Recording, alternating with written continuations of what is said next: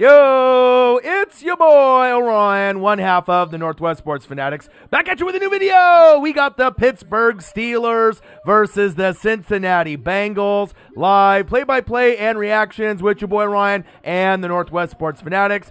Make sure you guys subscribe to the channel. Smash that like button either now or on your way out. Donate to your boy if you can, either on here, patreon.com/NWSF, or GoFundMe. And if you're looking for merch, Northwest Sports Fanatic merch, link is below every video on our YouTube page. Follow me, Facebook, YouTube, Twitter, Instagram at NW Sports Fanatics. So this will probably be a blowout with the Steelers going against the Bengals with no Joe Burrow. I get it. But it's still NFL. It's still Monday Night Football. So your boy is still going to grind. Your boy's still going to keep putting out the videos. I got to make a little bit of an adjustment on the thumbnail. So give me a few minutes to get things kind of situated here while I make some adjustments. And then while I do this, we got about 15 minutes before we get live into the game. Calvin Griffin, who dat, you dat? What to do, my guy? How are ya? How are ya, my dude? Just got to make a little bit of an adjustment here with the thumbnail. Got to move it a little bit further down. One sec here. Just want to make sure everything looks good with the adjustments that I'm going to make. Tyshawn Mullins in the building. What to do, man? How are ya? Tyshawn in the building. Calvin Griffin in the building. Who Dat Nation in the building. I'll go over a little bit of the matchups that we had from, Thursday, Friday, Saturday, Sunday. Just got to get this situated here real quick while I adjust the thumbnail here. Got to make sure things are looking good. And a very pleasant good evening, and welcome to Muppet Night Football. All right, one sec, y'all. Just got to make a little bit of adjustments on the fly before we get into the matchup.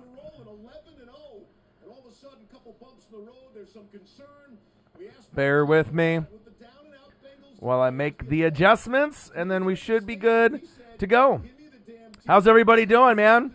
It's Muppet Night Football. I know I saw that earlier. No James Conner, so everything is going to be a little bit interesting to see, with no Terminator Conner in the building. Obviously, I hope this game ends up being a little bit closer than we expect. I mean, obviously, I think the Vegas line is like 14 points or more for the Steelers. But, it's football. It's NFL. Your boy got to keep grinding. We're getting closer and closer to wild card weekend, divisional playoffs, AFC, NFC, championship game, Super Bowl, and then we're going to be going into the draft and a lot of other things as well. But you know what? It doesn't matter if the Jets are playing against the Jags. I still love every single team in the NFL, all 32 teams. So I don't give a fuck who's playing on, Sunday night, Monday night, Thursday night. Your boy's going to be grinding. I'm going to definitely put in a great job on the mic. And I hope everyone's having a great Monday, and I hope they had a great weekend. All right, so my Ducks ended up beating USC, got the Pac-12 championship. That felt really good. My Bucks were down 17-0 to the Falcons. Against anyone else, that's an L. But against the Falcons, I found a way to come back and get the dub, so that felt good as well. Let me acknowledge everybody in the room. Calvin Griffin in the room. Who dat? Motherfucking you dat. What to do? Saints Nation in the building. Who dat? You dat. Tyshawn Mullins in the building. What to do? Calvin Griffin said, what up, though? I'm good, man. I am really, really good. High Rise 28. It's Muppet Night Football. In the little trailer that they had, I saw that. Tyshawn says, no James Conner. They got Benny Snell, I would assume, and a few others that will be able to find ways to eat up the Bengals defense. That's big facts. Calvin Griffin says, shout out to the Chiefs. I told you guys the Chiefs were going to win that game. The Saints kept it closer than I thought I really anticipated. Breeze looked a little raw. Obviously, he hasn't played in about 4, 5, 6 weeks, so that was anticipated, at least on my part. I did talk to some Saints fans that thought that he was going to throw for 300, 350 and 3-4 touchdowns. That's a little premature, when a guy's has busted up ribs, right? Punctured lungs. You got to give him some time to heal. It is what it is. Calvin Griffin says, roll Tide. Hey, Alabama's winning. the Natty. I already said that from the very beginning of the season. Alabama will roll up, right, on Notre Dame. That'll be easy peasy lemon squeezy, right? Then, right, you're going to get Clemson probably beating the brakes off Ohio State. So we're going to get Alabama and Clemson. And even if Trevor Lawrence goes off, I still think Alabama with their wide receiving core, right? The running backs, Najee Harris, right? Mac Jones at QB. They got an awesome QB, awesome running back, awesome wide receiver. It's going to be a long day. I mean, I think this is an Alabama year. It feels like it. And I'd be shocked if they don't win the Natty this season. Titans versus Packers Sunday night, which will be great. Isaac the Goat's in the building. What a deal. Falcons blew it again. They did. That was crazy. Skip Bayless, Drip Bayless in the building. What a deal.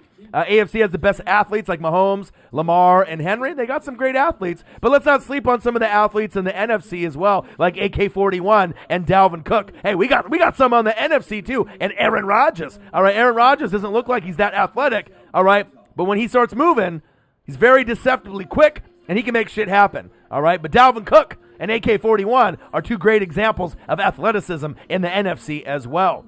He said Dak Prescott as well. No Clan Jolly. Rams are the worst team in the NFL. I disagree. Everyone that's overreacting to the Rams and Saints losing, stop. Take a breath. Relax. I still think both of the teams can make the NFC Championship game. It's 1 week.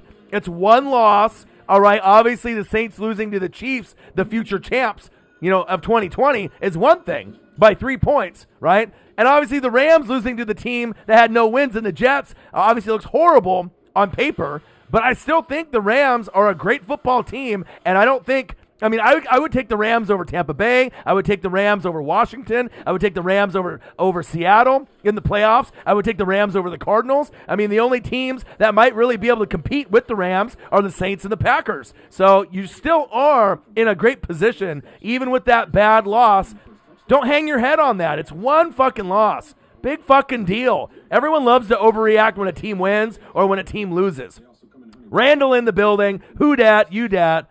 Saints in the building. What a deal. Alabama going to steamroll Clemson. Hey, I agree. I think they're going to win the whole thing, and they're just going to beat the brakes off everybody. Six Inc. in the building. Who dat? You dat. Calvin Griffin, what's Wentz's next team going to be? Obviously, the Colts with Frank Reich would be good. There'll be a lot of opportunities, I think, for him, depending on where he goes, but he definitely is not going to be a Philadelphia Eagle ever again. I think that time has passed. It's Jalen Hurts, and then you just got to see who's going to take that contract there. So, a Blazers fan. Northwest Sports Fanatics in the building. What a deal. How are you, man? Rams and Saints both looked past their opponents. Agreed. Or at least the Saints did with the Eagles. I'll agree to that.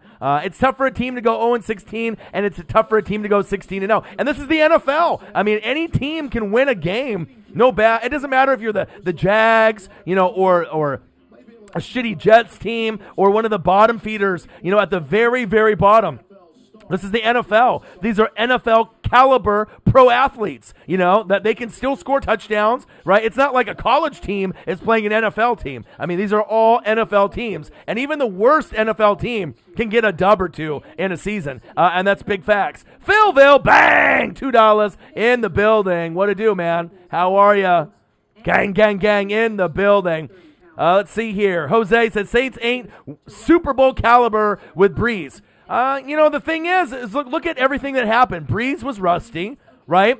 They didn't have Michael Thomas. Cameron Jordan got ejected by throwing the haymaker, right? They didn't really look that smooth, and you only lost by 3. So I disagree. I know you're a Vikings guy. Skull, right? And you got no chance. Tampa Bay's got no chance. I might make the playoffs, but that doesn't mean I'm going to do anything out there, right?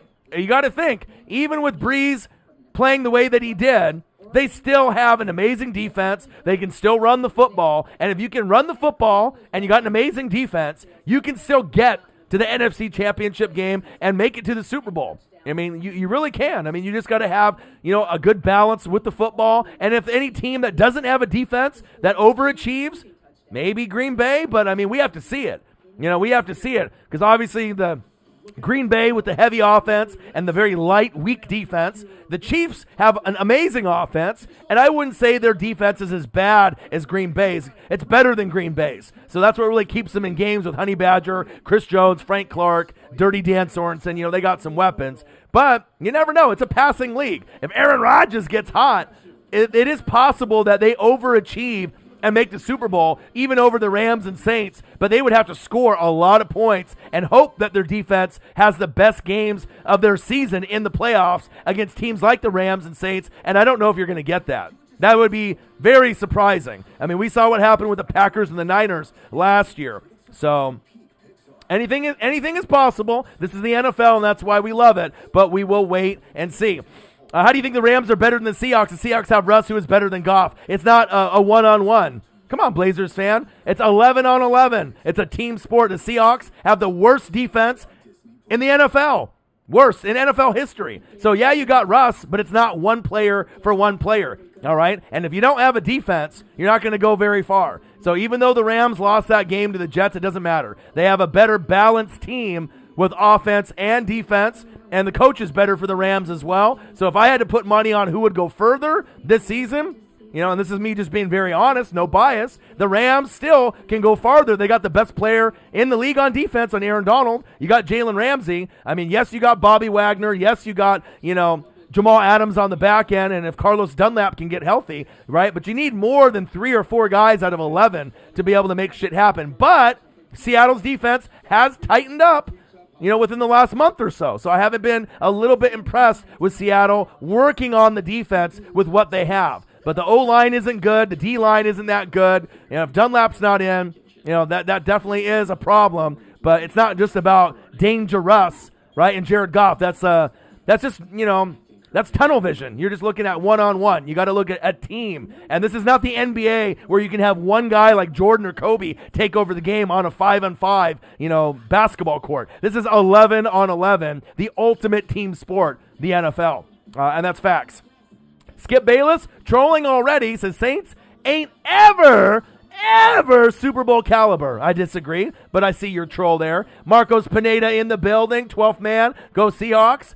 He said, what up, NWSF fam, and happy holidays. Happy holidays to you as well. Got Clemson because they have the best player in college football. Yeah, but they don't got a defense. See, all you guys are just so short-minded with, the quarterback, right? You got to be able to have a quarterback, yes, but what about the O-line? What about the D-line? Who's going to get sack lunches? Who's going to have a good special teams? Who's got a better coach? You got to have more than just one player, all right, to be able to make it happen. I mean, you had Joe Burrow go against Trevor Lawrence last year. Trevor Lawrence was great, right? But who had the ultimate team? Clyde Edwards-Helaire, Justin Jefferson, and Joe Burrow. It's more than just one guy going against another one guy, one quarterback going against another quarterback. You got to look at the full roster, and that's facts. All right, let's see here. Neither are your cow patties, Skip. All right, Calvin, with the little clap back. Clemson can beat the Seahawks. Disagree. No college football team can beat a pro team. I mean, people say that shit all the time, but it just can't happen. The bodies are bigger. The NFL guys, it's a man's game. And you would think that the number one team could hang, right? Could hang with maybe an NFL team that was bad like the Jets, but I don't think so, man. I mean, the players are bigger, they're stronger, they're faster. You know what I mean? It's not going to happen. Philville in the building. What do you think the Pats will re-sign Cam? No. I think Cam Newton is moving on to a new team unless they want to be able to pay him on the cheap. I don't think Cam wants to get paid on the cheap, so I really do feel they need to move forward. Stidham's not the answer either. They need to go after someone else like a Sam Darnold. Someone else will become available, and we'll see it. Philville, Rams lost to the Jets. Imagine. Who dat? You dat. Hey, it's only one loss, though. They'll be able to find a way, I think, still to be able to possibly get to that NFC Championship game. And that's big facts. Let's see here. Scrolling down. Steelers going to bounce back tonight because the Bengals don't have Joe Burrow. If Joe Burrow was playing, I think that they would have a good shot tonight against the Steelers, who are kind of reeling. And that's big facts. If we recover that fumble in the end zone, it's a different conversation right now. Randall says agreed. Definitely.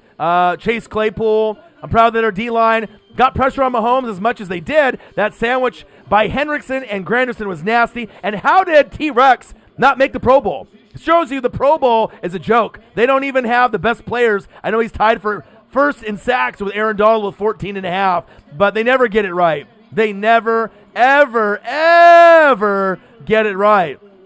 All right, everyone, I'm scrolling down, trying to get caught up. Jason Lewan, Notre Dame shouldn't be in the playoffs. Agreed. I would have rather had Florida there, even though they just played Alabama in the SEC championship game, but I would have had them there as well. MGJ plays in the building. Steelers in the building. Juan Gotti in the building. Of course, the snubbery is real. Tighten up in the building. What it do? Captain RJS in the building. Let's go.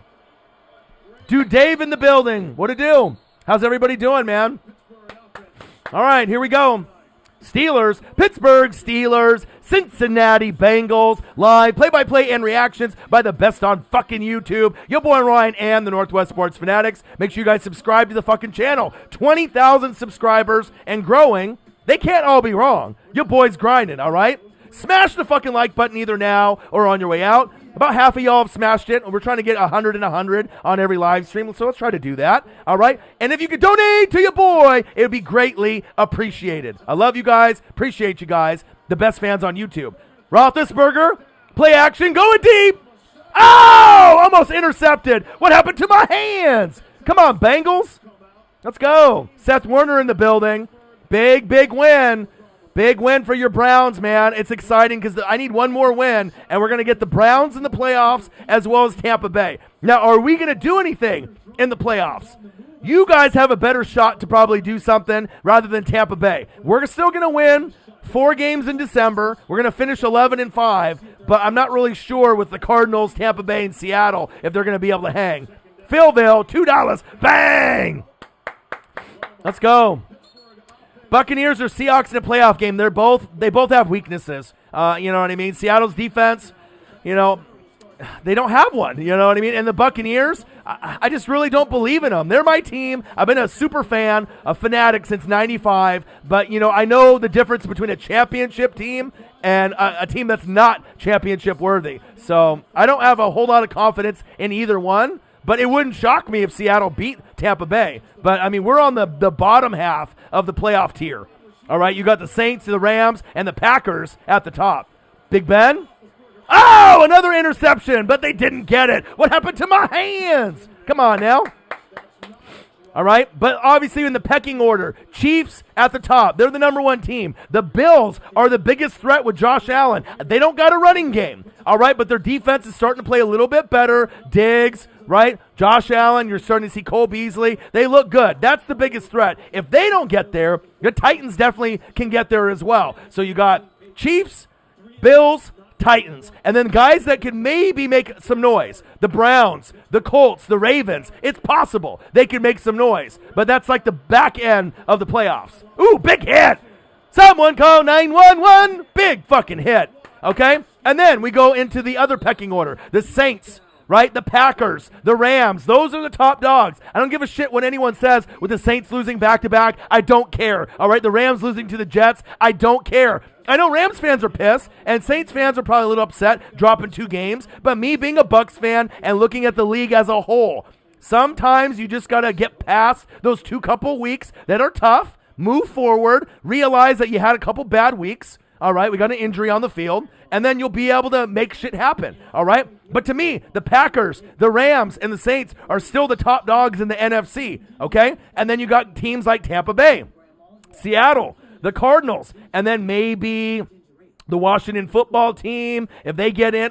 There's going to be a little bit of movement, but you got to have balance, right? The Saints and the Rams have the most balance in the NFL. Tampa Bay should have balance, right? But they're just too inconsistent with their offense and defense, which is kind of a shame.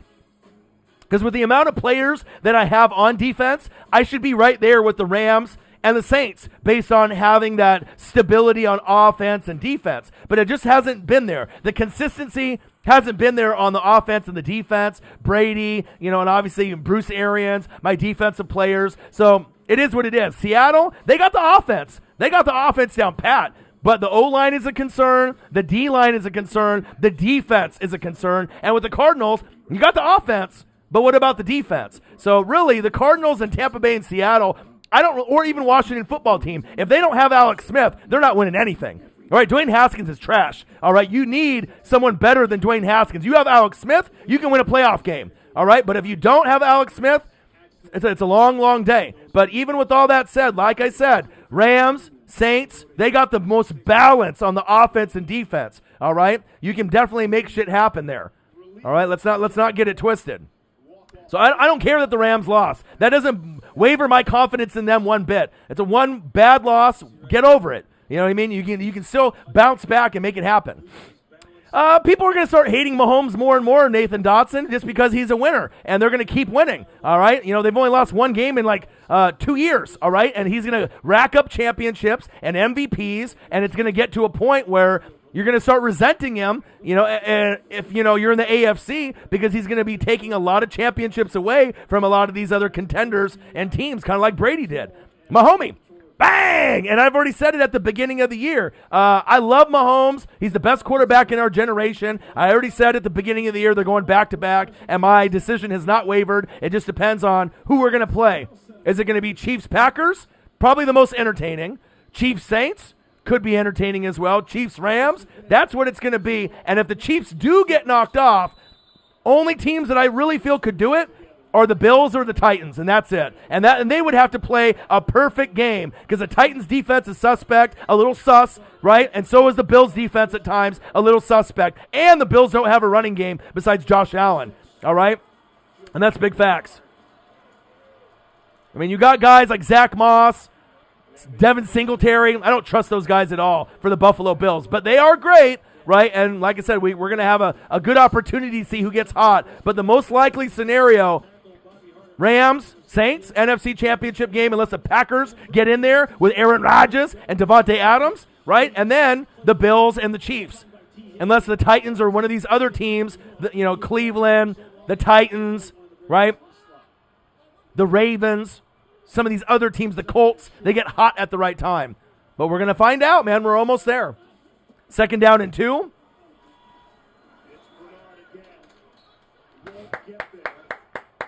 Pittsburgh Steelers, Cincinnati Bengals, live play-by-play and reactions with your boy Ryan and the Northwest Sports Fanatics. Only about a third of you have smashed the like button just so far. So if you haven't smashed the like button just yet, close the chat, smash the like button. It takes 2 seconds. We're trying to get to about 50 and 50, 100 and 100. It's good for metrics. It's good for analytics, and I would really appreciate it. So again, about a third of you, not even half, a third of you have smashed the like button. So if you can take 2 seconds and smash it for your boy, it'd be greatly appreciated. And if you can donate to your boy, that would be appreciated as well. Ooh, big tackle. Woo! Steeler defense. Let's go. Yeah, man, T-Rex, he should have made it.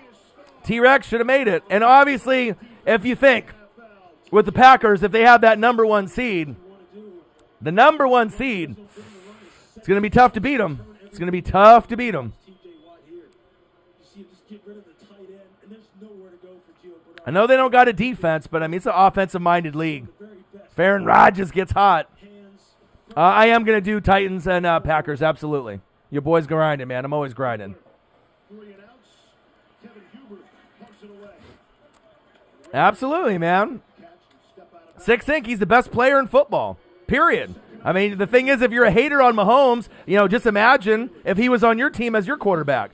You know, especially on a team that already has a defense and a running game like the Saints and the Rams. I mean, you're going 14, 15 wins, maybe even an undefeated season. You know what I mean? If you have a guy like that on a team that already has a lot of weapons on it already. So, because they don't have an offensive line. Come on, Blazers fan, do some research. All right, they got no O-line. Right, bottom 5 O-line in the league. They don't have a defense. You got to be able to stop someone. All right, it is an offensive-minded league, but you still need to have defense. All right, everyone knows that. Come on now. Pittsburgh Steelers, Cincinnati Bengals, live play-by-play and reactions with your boy Ryan and the Northwest Sports Fanatics. Make sure you guys subscribe to the channel. Smash that fucking like button either now or on your way out. Donate to your boy if you can, either on here, patreon.com/NWSF, or GoFundMe. And if you're looking for merch, Northwest Sports Fanatic merch, link is below every video on our YouTube page. Follow me, Facebook, YouTube, Twitter, Instagram at NW Sports Fanatics. Philville in the building, $2, Tighten Up $1, my homie $5. Thank you guys. I appreciate you guys very much. Donating to your boy, worked a long, long day today. J-Band's in the building. What'd it do? Steelers in the building. I'm excited, though. We're getting closer and closer to more of the bowl games. We're getting closer to the playoff. We're getting closer to Wild Card Weekend. And we can really see who's going to put up and shut up. But like I said, there's contenders and there's pretenders. And I'm not biased. And you guys know, like I said, it's not like I'm saying the Tampa Bay Buccaneers are winning the Super Bowl. I'm not even saying that they're going to get to the NFC Championship game. So if I was a real homer, right, and I was saying how great my team is when they're really not, I'm not going to blow smoke up anyone's ass, all right? Everyone knows, right, that I end up calling it right down the middle, all right? And that's bottom line. You got the Chiefs, contender, all right? The Bills, contender. Titans, contender, all right? But with Cleveland, right, they could be on borderline a contender if they can get that defense to play a little bit better. We know the running game is good, but Baker in a playoff situation, I'm not sure if I trust him. I know you got 10 wins, and I'm excited, but it's like Tampa Bay. You can get to the playoffs, but it might be a one and done. The Colts, I don't really trust them, even though I love their defense and Darius Leonard. I don't trust Phillip Rivers, all right? And then with, obviously, Lamar Jackson and the Ravens, I don't trust that team either. You know what I mean? They might be able to beat a team like the Steelers, maybe in the playoffs, another team that I don't trust in the playoffs. No Bud Dupree. It's going to be tough, for them to be able to turn it around if James the Terminator kind of isn't 100%. Bud Dupree's not there. Devin Bush isn't there. I don't know if I trust the Steelers and those other teams, all right?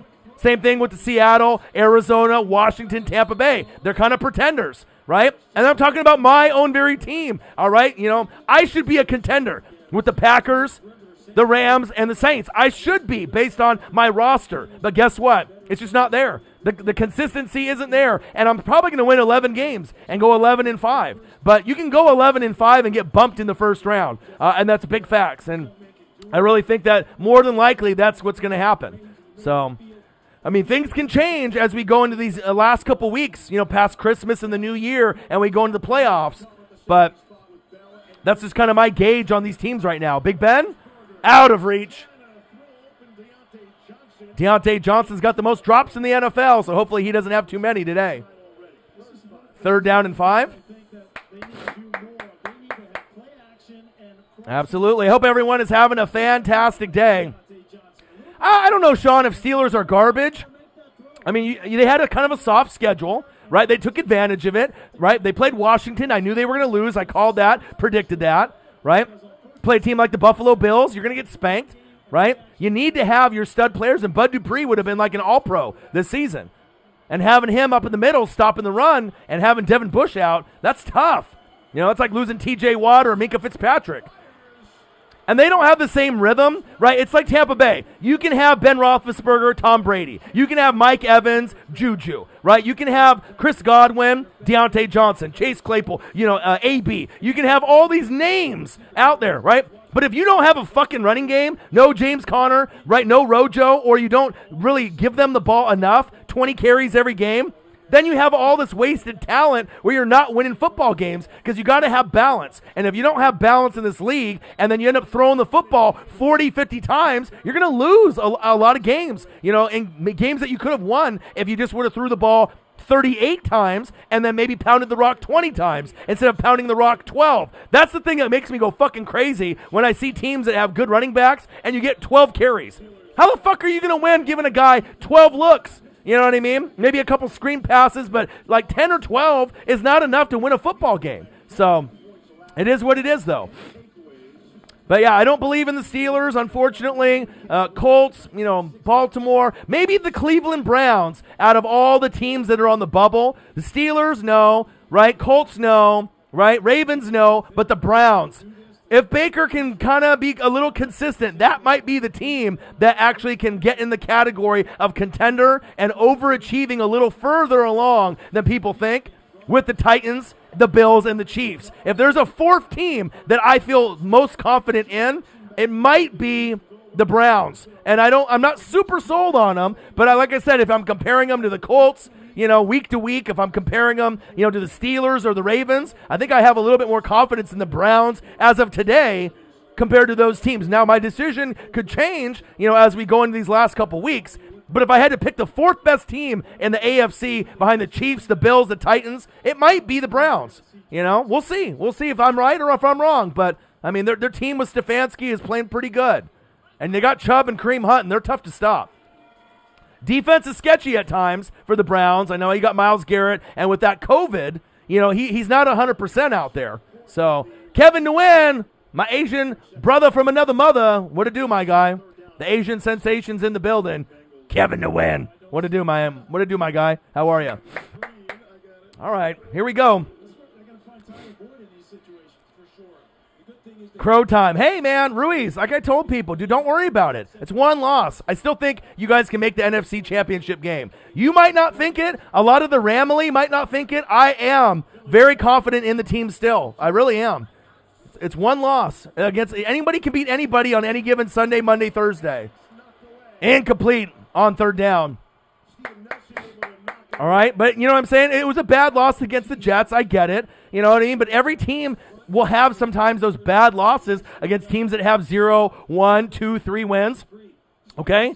So the thing is you still have a balanced offense and defense. Tampa Bay doesn't have it consistently. I have names, but I don't have it. Seattle doesn't have it, right? The Cardinals don't have it. Washington with Alex Smith doesn't have it. So you're still sitting in a good position with the Saints and the Packers to be one of the teams. And you got to think two teams make the NFC Championship game. So if the Saints are there, you just got to be able to try to knock off the Packers, or vice versa. Try to knock off the Saints. So, yeah, man, it was a bad game, but I still think that they're a good football team. That's just me personally. Still think they're a good football team. That's big facts. But it was a bad loss, you know what I mean? It was a bad loss for sure. Who did I like more back in the AFC or the NFC? How far back are we talking? Well, I'm a Joe Montana, Jerry Rice kind of guy. So, I mean, it kind of goes in waves. In the 70s, it was the Steelers in the AFC. In the 80s, it was Jerry Rice and Joe Montana, the NFC. And then in the 90s, it was the Cowboys and the Packers. It was, and then you had those teams there. And then you had the Denver Broncos. So it was mostly NFC with a little AFC sprinkled in. And then we went into the 2000s, and it was pretty AFC heavy. Ravens, right? Patriots, Colts, There wasn't a whole lot of wiggle room for NFC teams, so... Yeah, I know Rams fans still got a vent. It was a bad loss. But me being a Tampa Bay fan, I'm trying to give you guys some, realistic expectations. I mean, the loss was bad. Fuck it, man. It's okay. One fucking loss. I mean, if it's going to be one of those things that you're like, wow, we lost to a team that had no fucking wins. But think about it. If you would have lost to the Jets and they had 1 win or 2 wins, how much worse would it really have been? You still would have lost to a bad football team, but just, you don't want to take it out of context. 0, 1, 2. It's still bad. It's still bad, but I still think they can get far, and that's big facts. Still can get to the NFC Championship game, and I believe that too. All right, we got Pittsburgh Steelers, Cincinnati Bengals, live play-by-play and reactions with your boy Ryan and the Northwest Sports Fanatics. Make sure you guys subscribe to the channel. Smash that fucking like button either now or on your way out. Donate to your boy if you can, either on here, patreon.com/NWSF, or our GoFundMe. And if you're looking for merch, Northwest Sports Fanatic merch, link is below every video on our YouTube page. Follow me, Facebook, YouTube, Twitter, Instagram at NW Sports Fanatics. Buy a fucking hoodie. $39.99, NWSF, represent the fucking brand. They look good, and if you look good, you feel good, you play good, represent the brand, NWSF, $39.99. Cop yourself a hoodie. Let's go. All right.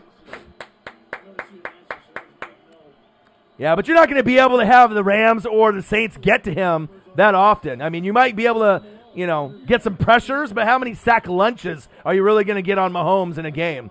Less than 5 for most people. He's going to tear you up. That's why Mahomes is the best quarterback in the league. All right, Big Ben, fumble! Fumble! What happened to my hands? Wow. Bengals with the recovery. Woo! Uh-oh, Big Ben. Big Ben, what's going on here? Man, I wish Joe Burrow was playing today. If Joe Burrow was playing today, I would be picking the Bengals to win this matchup. I mean, the Bengals have a lot of problems, right? They have a lot of issues, right? But Joe Burrow is a winner, right? And we're going to be able to see guys like Trevor Lawrence hopefully make Jacksonville better since the Jets lost that opportunity. We still got a couple more games to go to see what happens, but I would assume the Jags are going to start resting players to make sure that they get Trevor Lawrence now, since it's tied 1 win apiece, and their schedule with the tiebreakers and everything is going to give the Jags a first pick. What a huge turnaround. The Jets really fucked up winning that game against the Rams, because that 1 win doesn't mean shit. Wouldn't you rather have a quarterback, for the next 8 to 15 years that could change the perception of the franchise? Or no, we're going to win 1 fucking game for Frank Gore. Get the fuck out of here. Every Jets fan just quit, right? They're not even fans anymore. And they can't switch to be a Giants fan because they're not that good either. The defense is good for the most part, but other than that, Saquon Barkley, but it's tough to be a fan in New York. I'll tell you that. And you got the Knicks too. Brutal. All right. Let's go. See if the Bengals can put up any fucking points today.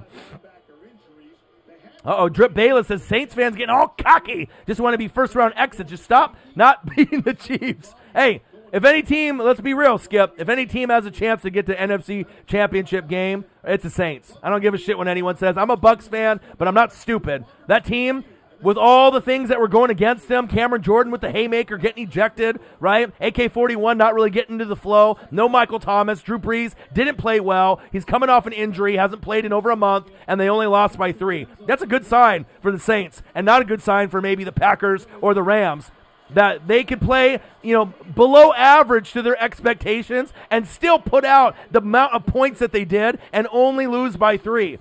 So that's a good sign. They just have to have a little bit more discipline on defense, and then just hope that Breeze can play a little bit better as they get into this playoff push. And I imagine, if they can get him rested up, they'll be able to get him to play a little better as we go into December and January.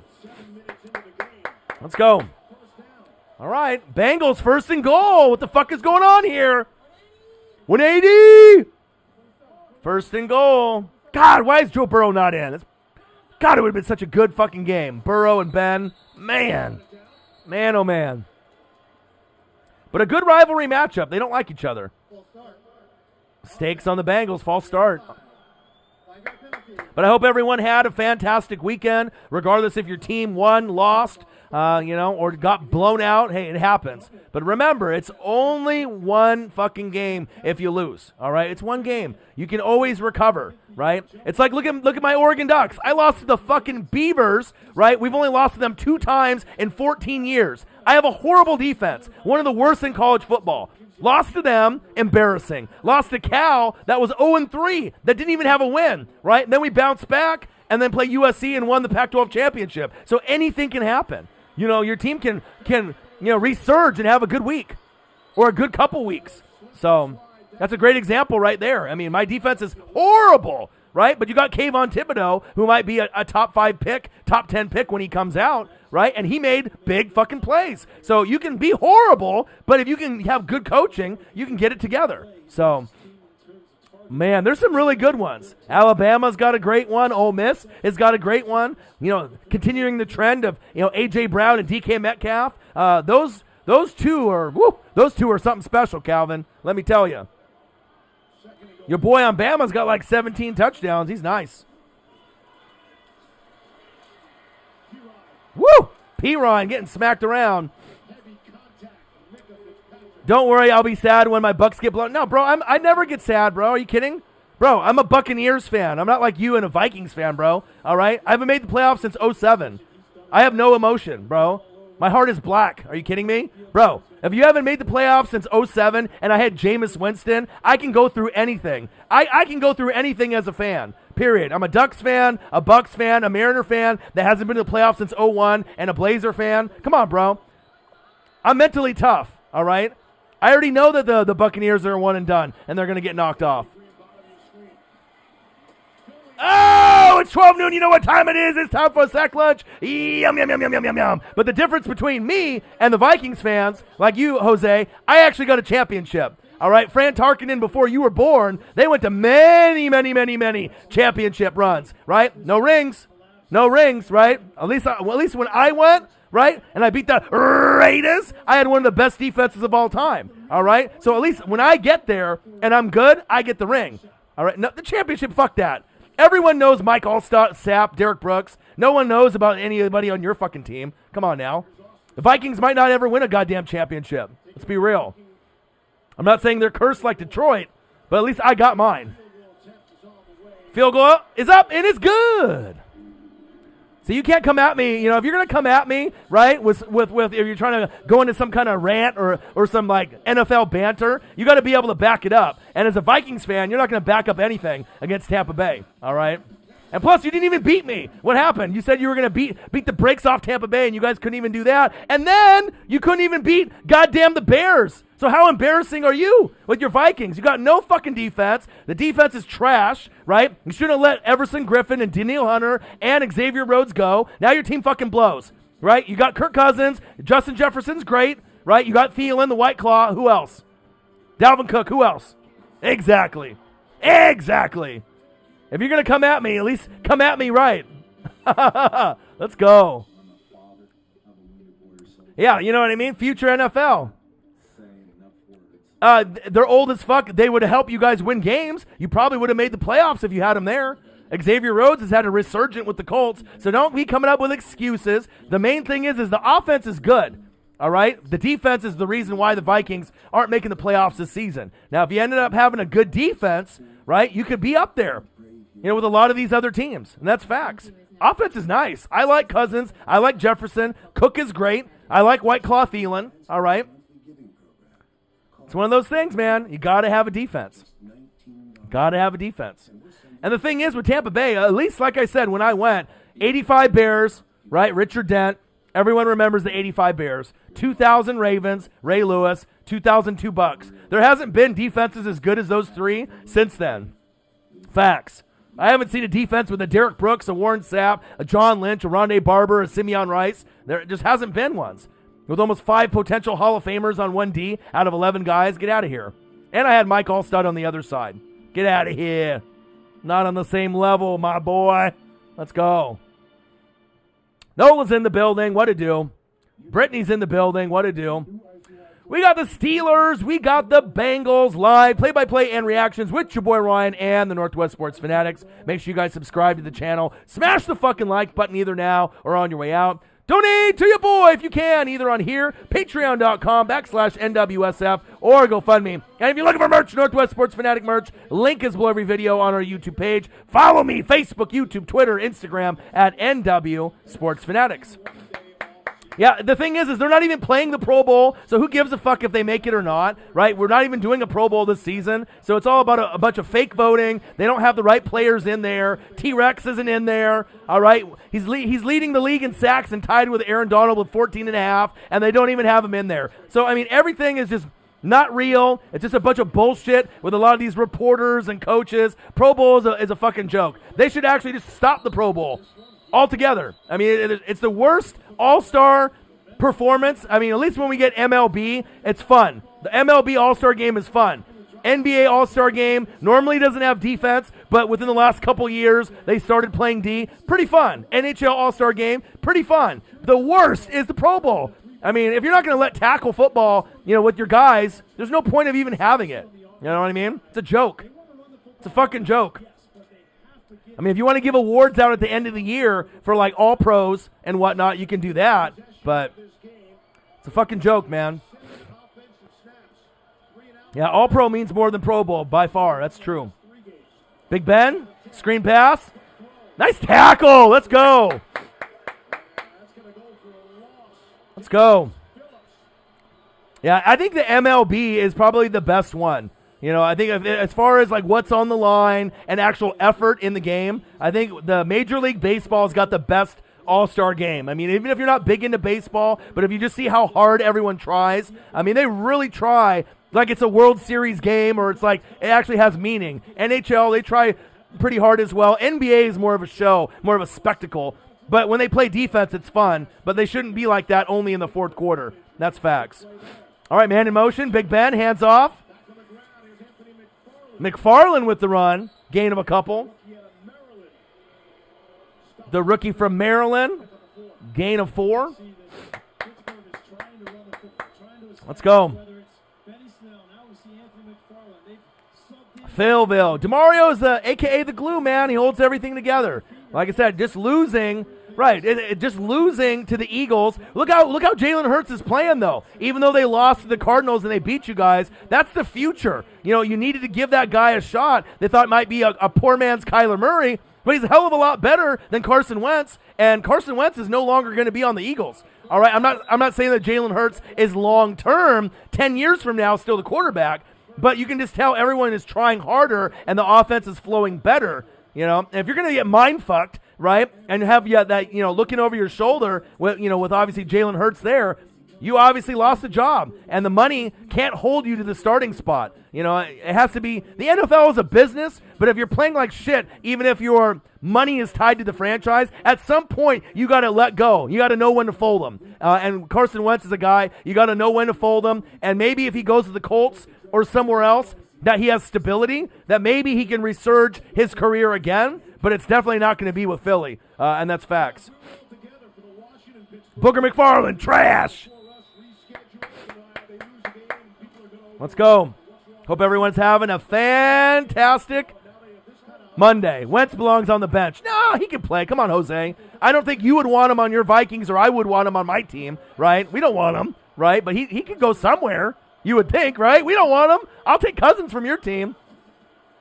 Big Ben. Floater.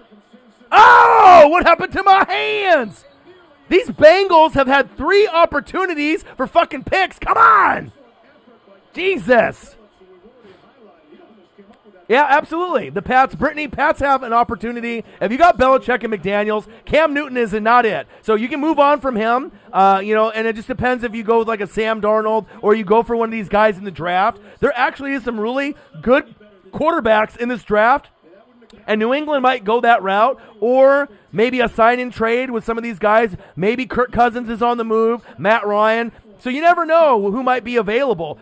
Carr might be available, so we'll see. New England's pretty smart. They'll find a way. And you got to think a lot of New England's players opted out. Hightower, Chung with the COVID, right? And their running backs were banged up. So they didn't really have a full complement. And also they need to make sure that they get some wide receivers in the draft that are better than N'Keal Harry, right? Or get some free agents to come over. You got to have players better than Edelman there. And then once they have weapons, then, they can get back to getting to be a 10-win team and kind of battling with the Bills and Miami. So, yeah, they got Stidham, but he's not the future.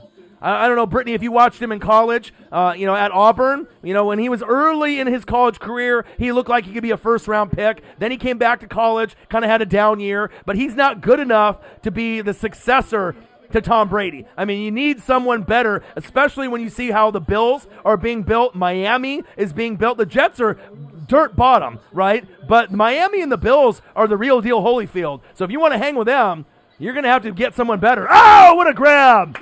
Hey, Jay Greene. People told me he's trash, and he might be, but he was nice right there. No Oscar the Grouch on that play. First down, Bengals. Who day? Okay. Hey, Jay Greene. Let's go.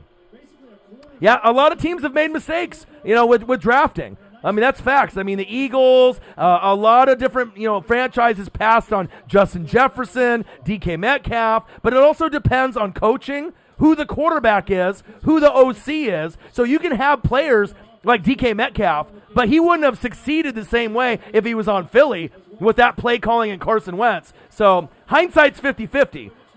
Going deep. Oh, incomplete. Thoughts on the Falcons? Hey, I was down 17-0, and when they were down 17-0, I had 100% confidence that I was going to come back and win with my Bucks. And I think if it was any other team, it's a wrap, and I'm done. But the Falcons are in their own heads. They're like the Detroit Lions. They're fucking cursed, all right? You're cursed. That franchise cursed. And ever since Kyle Shanahan left, They just can't close out games, and it's pretty. I mean, we used to have a shitload of Falcons fans in this, Northwest Sports Fanatic family in the chat. But after that 28-3 and all that shit talking they used to do with the Saints, they just quit. I mean, you barely see any Falcons fans ever again. I mean, they'll sprinkle in here and there, but a lot of them switch teams, stop watching, stop coming on YouTube. It's rough being a Falcons fan. That's facts. That's facts. Where do they ship Darnold if they get a QB? Well, you probably don't want to ship Darnold to an opponent like the Patriots in your own division. But the thing is you might have to keep Darnold now because you're not going to get the number one pick. All right, the Jags have the number one pick because they both have one win, but based off the strength of schedule, the Jags have leapfrogged them. So now if the Jags purposely rest some of their guys and make sure on purpose they fumble a couple times, right, intercept the football and do some fucked up shit, they will get Trevor Lawrence. And, behind him, I don't believe in Justin Fields. I think he's going to be a flop. I don't trust him. Ohio State quarterbacks I don't trust. You got Trey Lance, and there's a couple other kids in college football that are nice, but they're not going to be Trevor Lawrence. So we'll have to kind of wait and see how everything kind of pans out, but it'll be definitely interesting. Matt Ryan overrated, or he deserves some heat? The offensive line hasn't really done a great job. Gurley's played good. Calvin Ridley's played good. Julio's been banged up. Matt Ryan, and I think obviously with the coaching staff, Raheem is trying to do his best there, but having Dan Quinn there too long, no defense. It's a little bit of both. I think Matt Ryan definitely deserves some heat. He's getting a little bit older. But with that being said, if Matt Ryan gets traded and he goes to the San Francisco 49ers, for example, right? If he goes there, he could revitalize his career. They can run the football effectively, have a great defense when they're healthy, right? And then Matt Ryan wouldn't be a Buster Brown anymore, right? With Atlanta, they could actually be a team that could contend with Seattle, the Cardinals, and the Rams. So I'm not saying that that's going to happen, but it is what it is. In my Duck secondary, I mean, we had a couple guys opt out that haven't even played this season for the Ducks. So we have a couple guys that are pretty good, but I mean, it's kind of tough to say when you don't play in a football season, even if it's half a season. I mean, the only one I really trust is Kayvon Thibodeau, on the line. I mean, for sure being a dominant player. And that's facts. Herbert's nice, too. Yeah, Jimmy G. Well, if they do that, maybe Jimmy G goes back, right? You get Matt Ryan to come in, you fire Jimmy G. Jimmy G goes back to New England. Right? That could work out. With the coaching staff. Something to think about. There's going to be a lot of movement next year. 3-0 Bengals.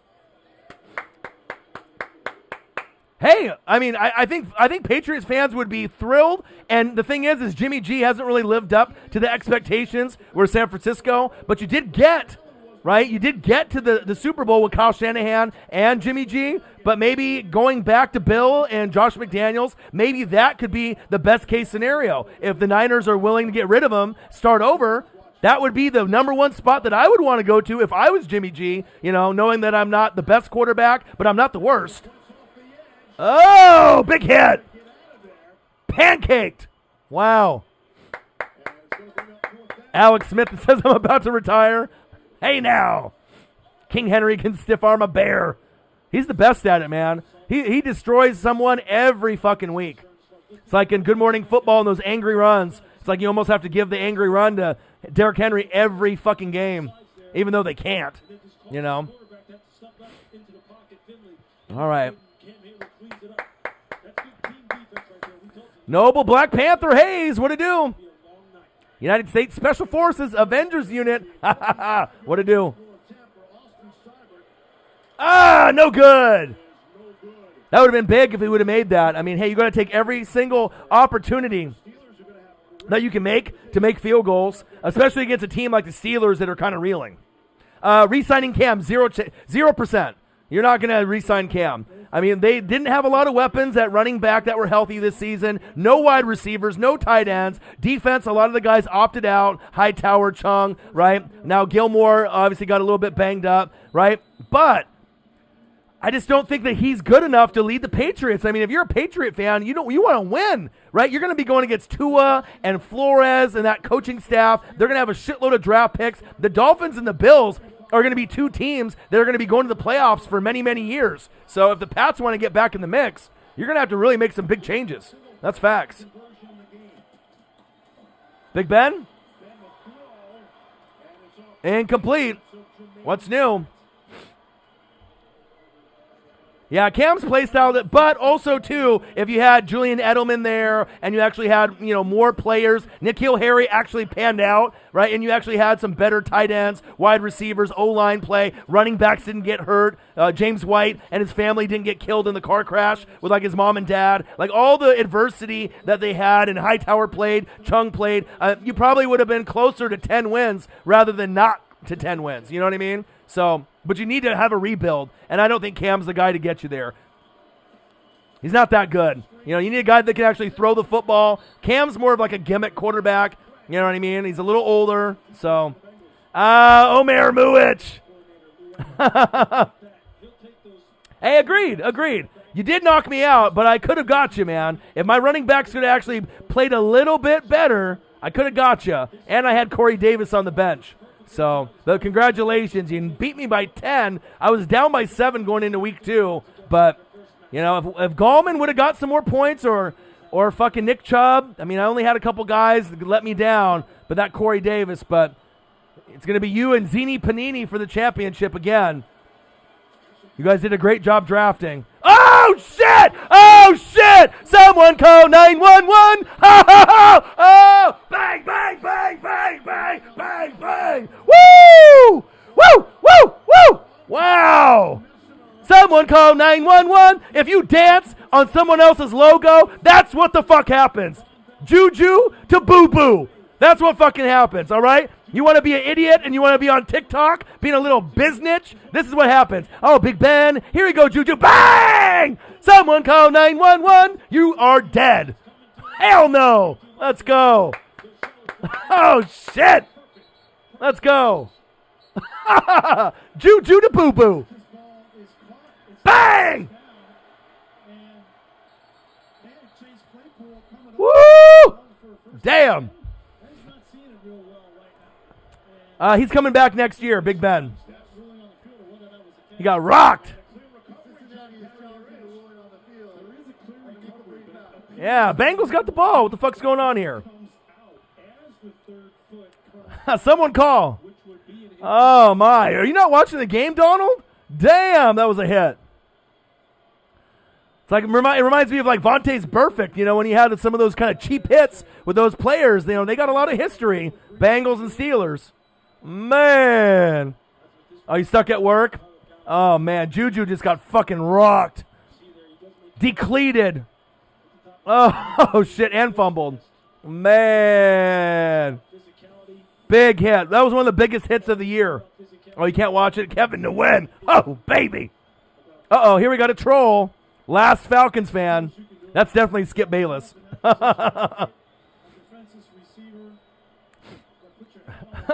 Juju to boo-boo. Pick your tooth up. Man. Wow. Fucking rocked him. And I knew this game was going to be a little bit closer than we anticipated. Oh, man. If the Steelers lose this game, not a good look. Not a good look. And the Bengals and all the other people, they know that Juju's been doing that dancing on the logo. They're definitely going to be going after him every single game. Nobody. Chiefs are winning the Super Bowl. Like I said, I've already said this in preseason. They're going back-to-back. There's no one that's going to beat them. They're winning the Super Bowl again. No bias, just calling it right down the middle. That's what it is. They're the best team in football. They've lost one game in 2 years. It's just not happening. And even a team like the Bills that are hot, or the Titans, or Saints, or Rams, or Packers, you're going to be able to hang around for maybe 2 or 3 quarters, right? 2 or 3 quarters. But when it comes down to the fourth quarter, no one's better than Mahomes. No one's better. We're told that this is what New York is looking at right now. Yeah, he definitely catches the ball, has possession, puts it away. There's the third foot down. Oh, man. go, baby. Let's go. That looked like a catch and a fumble to me. Yep, exactly. Jordan Evans had a I think the Bills have a shot. The receiver completed the process of a catch. As a result, it is a catch. Catch and a fumble. It will be Cincinnati's ball. Woo! Okay. Let's go. Seconds, please. Cincinnati will not be charged a timeout for a successful challenge. Second turnover of the night for the Steelers. But a huge challenge by Zach Taylor there. I mean, in that time, Well, they did get the clear recovery, so. that's really well done. All right, we're almost at the end of the first quarter. Pittsburgh Steelers, Cincinnati Bengals, live play-by-play and reactions with the best on fucking YouTube. Your boy Ryan and the Northwest Sports Fanatics. Make sure you guys subscribe to the channel. Smash the fucking like button either now or on your way out. Donate to your boy if you can, either on here, patreon.com/NWSF, or our GoFundMe. And if you're looking for merch, Northwest Sports Fanatic merch, link is below every video on our YouTube page. Follow me, Facebook, YouTube, Twitter, Instagram, NW Sports Fanatics. Let's go. Sharing it with his TikTok followers. 20,000 subscribers and growing. As we see Juju dance on the logo, and they say, hey, we ain't cool with that. Bang! Pregame dance. Someone call 9. Whoa, almost broke my mic. Someone call 911. Damn. Defensive backs, they know exactly what's going on. Let's go. Yeah, we do. Microphone broken. All right, come on, Cincinnati. Show me what you got. Ooh, little keeper. Ryan Finley ain't athletic enough to be running plays like that. Man. End of the first quarter.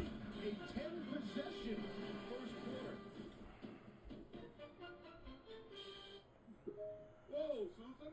Oh, I am looking for coupon codes. Well, Capital One Shopping instantly searches for available coupon codes and automatically applies. Yeah, I bet he won't TikTok that. No shit.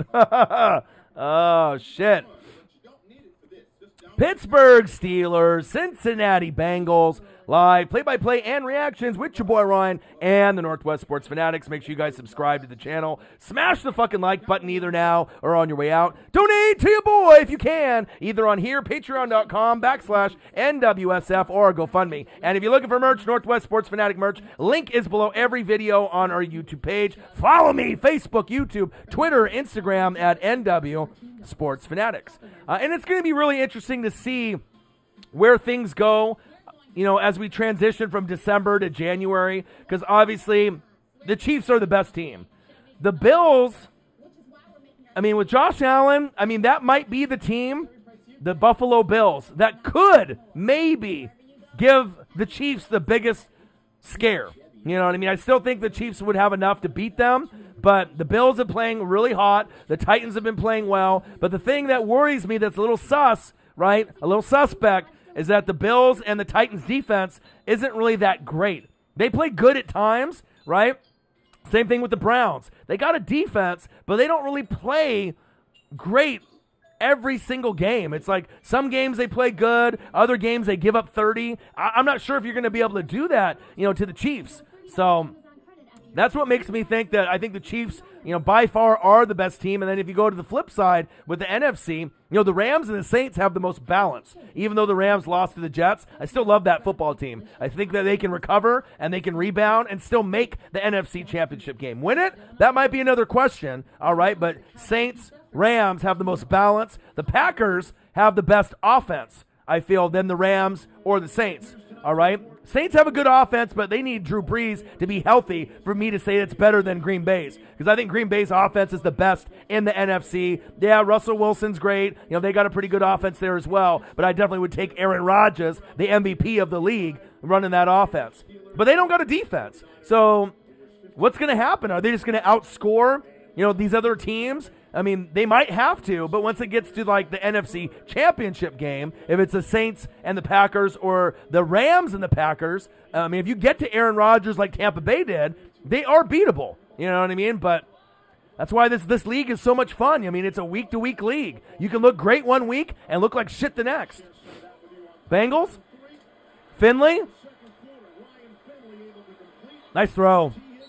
T. Higgins, love him, from Clemson, the rookie. First down, Bengals. King Henry can stiff arm anyone, but I love Kayvon Thibodeau. I mean, he's the next big thing from the Oregon Ducks to go into the league. He is going to be like an Eric Armstead, DeForest Buckner. He's great whenever he decides to come out, probably next year, right? And then you got Penei Sewell, who will be the next, superstar tackle in the league. He might get picked number 2, number 3, number 4, number 5 overall in the first round. He's going to be awesome. Nice tackle by the Steelers. Let's go.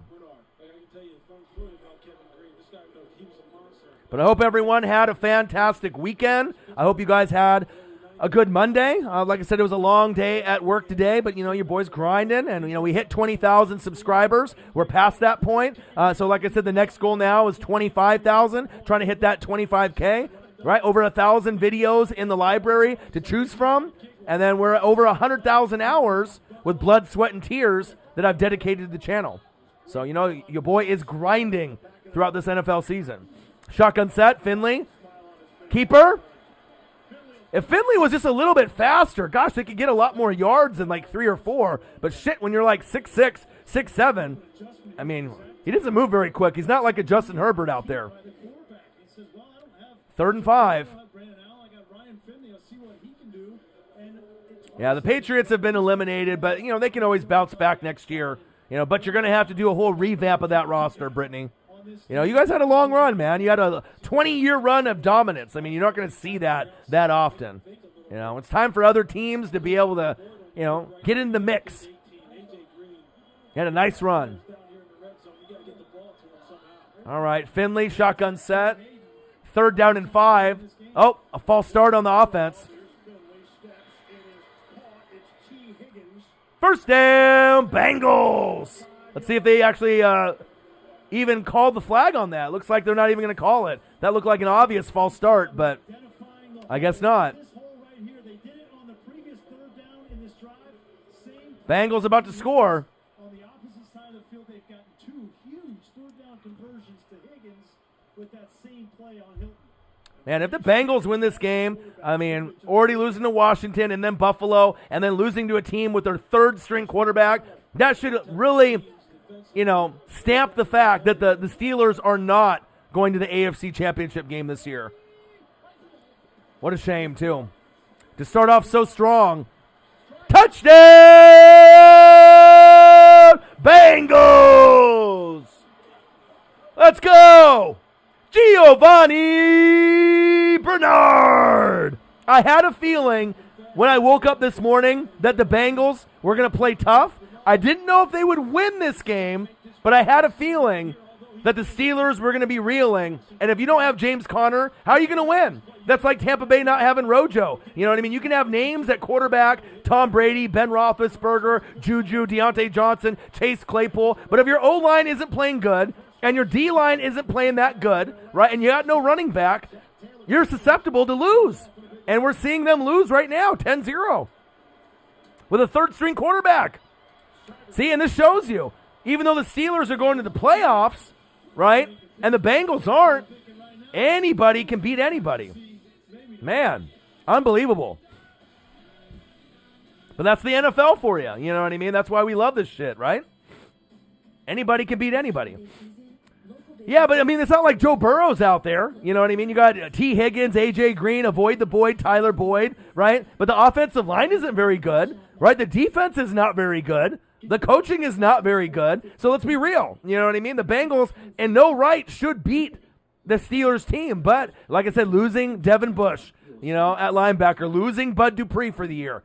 Huge loss. No James Conner. You can't count on Benny Snell and the rest of the guys to do the job. And if you don't have a balanced offense, right, and then you get a little rusty, a couple tip passes, a couple sack lunches, a fumble, a bad pick, and then all of a sudden you look at the scoreboard against a shitty team like the Bengals, and you're down 10-0. There's a good possibility the Steelers lose this game. But I think they're a pretender. And that's got to hurt for a lot of Steeler fans, Starting off like 10-0, 11-0, right? And then dropping all these games now. That's got to be heartbreaking, I don't think we've seen a team, rise to the top of being the number 1 team with the Chiefs and then fall out, of being dominant this quickly. But it shows you how important certain players are, like Devin Bush, Bud Dupree, James Conner, even though he's not out for the year. But it shows you how important certain guys are to stop the run, right, to be able to be in pass coverage. It's crazy. Yeah, love the Blazers. Like I said, I got Tampa Bay, my Oregon Ducks, Blazers, Mariners, and the Dodgers for my dad. I'm not. I had them in preseason that they were going to be a wild card team. You know, they got good talent. Darius Leonard, you picked up, DeForest Buckner from the Niners. Malik Hooker's on the back end. You got Xavier Rhodes. So, I mean, if you end up following, the moves and the draft picks and, Michael Pittman Jr., and then if you look at, Jonathan Taylor from Wisconsin, one of the best running backs in college football, it's really not that surprising unless you just didn't think that Phillip Rivers would do anything. And they got one of the best O-lines in football. You got the best O-lineman in football and Quentin Nelson. So, I mean, they have a lot of talent. It's just a matter of can they be consistent with it week in and week out, even though they lack wide receivers and tight ends. But, I mean, if you got an O-line and you can run, right, and Phillip Rivers doesn't throw like fucking 5 picks every game, they might be able to do something. Let them know, Kip. Let them know. Smash the like button. Donate to your fucking boy. All right? I'm grinding here. Grinding. Bengals with the kickoff. Ray McLeod with the return. Hits the hole. Big hit. These Bengals are hitting, boy. Someone call 911. Man, these guys are hitting out there. They're really trying to, visualize Juju as every player out there. Oh, look at that fumble. Come on, Big Ben. And you said you want to come back? Man. Yeah, I like the Mariners too, but I live here in Oregon, right? So I'm a defensive guy, right? So I like defensive players, and when I was picking my team, Seattle didn't really – I live in Oregon, so I don't have a football team here, and Seattle's never really had great defensive players. And in 95, when they had Sapp and Brooks, and they already had John Lynch there, and then they picked Alstad and Rondé Barber, those are my type of guys. I need physical, decleating, dominant players on defense. I'm a linebacker guy. So Seattle hasn't really had those type of players, and I never really – I was more of a Niner fan growing up, to be honest. I was more of a Joe Montana, Jerry Rice guy, you know what I mean? So Dion in 94. So if I wasn't a Buccaneer fan, more than likely I would have been a Niner fan. But in 94, when they last won with Steve Young, I had a feeling that they weren't going to ever win again. And I didn't want to hop on and just, take – 5 championships, with 4 by Joe Montana and Steve Young and then claim them as my team. I would rather go with a team that didn't have one and then have to try to get one. Benny Snell, nice carry. Close to the first down. I do think Seattle's in the running for another basketball team. The Sonics should have never left. That was the biggest mistake that they ever made. Yeah, Ronnie Lott, that was my guy, man. I love physical safeties or athletic safeties. Ed Reed, Brian Dawkins, Ronnie Lott, Steve Atwater, John Lynch. I can go on and on and on. Sean Taylor. There's just physical guys, Ray Lewis, Brian Urlacher, Kuechly, Derek Brooks, Warren Sapp, Aaron Donald. Those are my kind of guys. I need guys that are very physical, decleat you. Ooh! I think they stopped him. God, the Bengals are just balling. Woo! Bengals! I met Ken Griffey Jr. his rookie year. I met him in 1989 with his dad, and that's the most famous person that you can meet out here, right? So I met him, got his autograph, met his dad, Ken Griffey Sr., right? I'm old, man. I've been watching sports and, I've been watching since the mid-'80s. So, but that's why I'm a hardcore Mariner fan, Ken Griffey Jr., Randy Johnson, the big unit. Fuck Alex Rodriguez, though. I didn't like him. Ichiro, Edgar Martinez. 4th down and 1. Let's go, Bengals. Oh, it looks like he got the first down. Woo-hoo-hoo! These teams are hitting, boy. Let's go. Hey, I did age myself. I don't look as old as my age, though. Since I've been watching since the mid-'80s. I look good for my age. What you talking about, Brittany? You think the Jets would trade a first for Finley? I don't think they need Finley.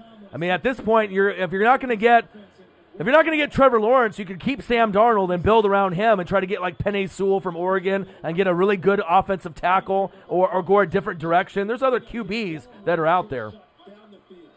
Big Ben, 1st and 10. Flick of the wrist. Oh, shit! Woo-hoo-hoo! Someone call 911. Damn! These guys are hitting out there. Woo! Bates. Oh, shit! Eric Ebron is dead. Oh, shit.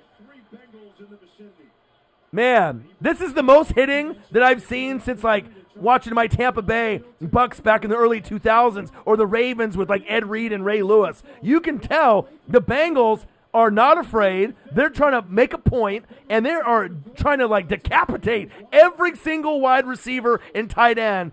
I mean, they are hitting out there. Like, not necessarily trying to end their careers, but whew, very entertaining, man. Let's go. They definitely have history. They hate each other. You 26, people think you 50. Hey, I'm 38, and people think I'm in my late 20s, early 30s. So, hey, it is what it is. You got to have good skin and eat well and, exercise and do your thing. And if you have good genes, you feel young. I mean, I don't feel that I'm my age, I feel like I'm in, my early 20s, just based on my love for the game and, just my love for life. So, Pittsburgh Steelers, Cincinnati Bengals, live play-by-play and reactions with your boy Ryan and the Northwest Sports Fanatics. Make sure you guys subscribe to the channel. Smash the fucking like button either now or on your way out. Donate to your boy if you can, either on here, patreon.com/NWSF, or our GoFundMe. And if you're looking for merch, Northwest Sports Fanatic merch, link is below every video on our YouTube page. Follow me, Facebook, YouTube, Twitter, Instagram at NW Sports Fanatics. Philville, $2. Bang! Philville, $2. Bang! Tighten up, $1. Mahomie KC, $5. Thank you guys. I appreciate you guys. And your boy's grinding, man. We hit 20,000 subscribers, a few weeks back, so that felt really good. We're grinding. We're trying to get to the next goal of 25,000. Over 1,000 videos in the library, almost at 3.3 million views, and 100,000 hours of time that I've dedicated to the channel. Let's do a little quick RIP for Kevin Greene. I know a lot of y'all read NFL like me, 20 hours out of 24 hours. Rest in peace, Kevin Greene. And it's kind of ironic that he died when the Steelers are actually playing today. Amazing player on the Steelers, amazing player on the Panthers. If you ended up having a chance to watch Kevin Greene, man, he was something. Greg Lloyd and Kevin Greene on the Steelers was something else. Physical, sack lunches for days. Yum, yum, yum, yum, yum. He passed away today at 58 years old. Rest in peace, Kevin Greene. One of my favorites to ever watch. And there was nothing like him. Kevin Greene and Greg Lloyd, I mean, for a tandem back in the day, in the 90s, man, let me tell you, that was something fun to watch. That was when they had like Neil O'Donnell at quarterback and Jerome Bettis at running back. Special. Cordell Stewart. We all remember him. He was ahead of his time. Rest in peace, Kevin Greene. Flag on the play. Yeah, Kevin Greene died earlier today. False start. Number 89. Man, these Steelers are reeling right now. Wow. And it's funny, too, because Saints fans, if you remember, your boy Von Bell, he was the one that fucking decleated Juju. And I kind of wish Von Bell was still on the Saints. I know you got Malcolm Jenkins and Janoris Jenkins, and you got all these new players. But I still kind of miss Von Bell on the Saints. I'll be very honest. Handoff up the middle. Ooh, he hit the hole. Ooh, he ran him over. Wow. Nice run from the Steelers. Benny Snell. Let's watch this again. Big Ben in the shotgun set. Benny Snell, patient, right? Hits the hole, puts his head down, runs over. Woo! Runs over number 24. Oh, baby. He said, someone call 911. Wow. This is the most physicality I've seen in a football game possibly this year. I mean, I know these teams hate each other, and they've had a lot of history, but they're really going after each other's heads. First down, Steelers. Move the chains.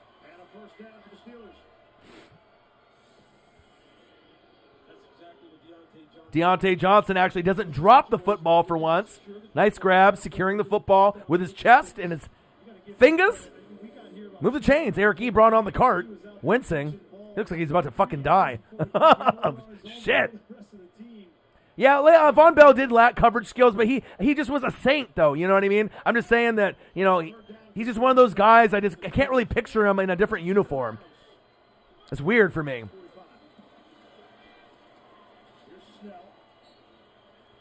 Still thought he was a pretty decent player, though, for the Saints. I mean, he wasn't perfect, Listen, give him credit. You have a couple of drops, not a couple, you have 12. Agreed. What are you going to do? You going to work at it? All right, 10-0 Bengals. And this game is a little bit more entertaining than I think people anticipated when we saw this. Most people were like, oh, the Steelers, even though they lost to the Washington football team, right, and they lost to the Bills, they're going to mollywop the Bengals. I kind of thought otherwise. Even though it looked shitty on paper that the Steelers were going to win by 14 or more, that's what Vegas said, I kind of thought the Bengals would fight. Oh, what a tackle. Sit down. Chase Claypool, where you going?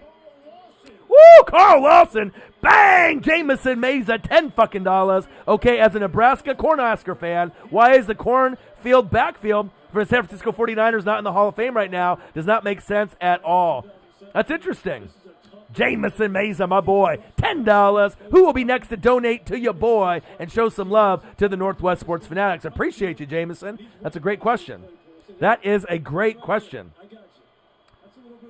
I mean, there's a lot of guys, there's a lot of people, I think, with like Frank Gore, thinking that he's not that good of a running back. If you look at his yards, his touchdowns, his longevity, he is a Hall of Famer. But, I mean, obviously, as you get older, your production starts to go down a little bit. But I'll never forget what he did for the Niners when he was at running back. I mean, really special of a talent, Frank Gore.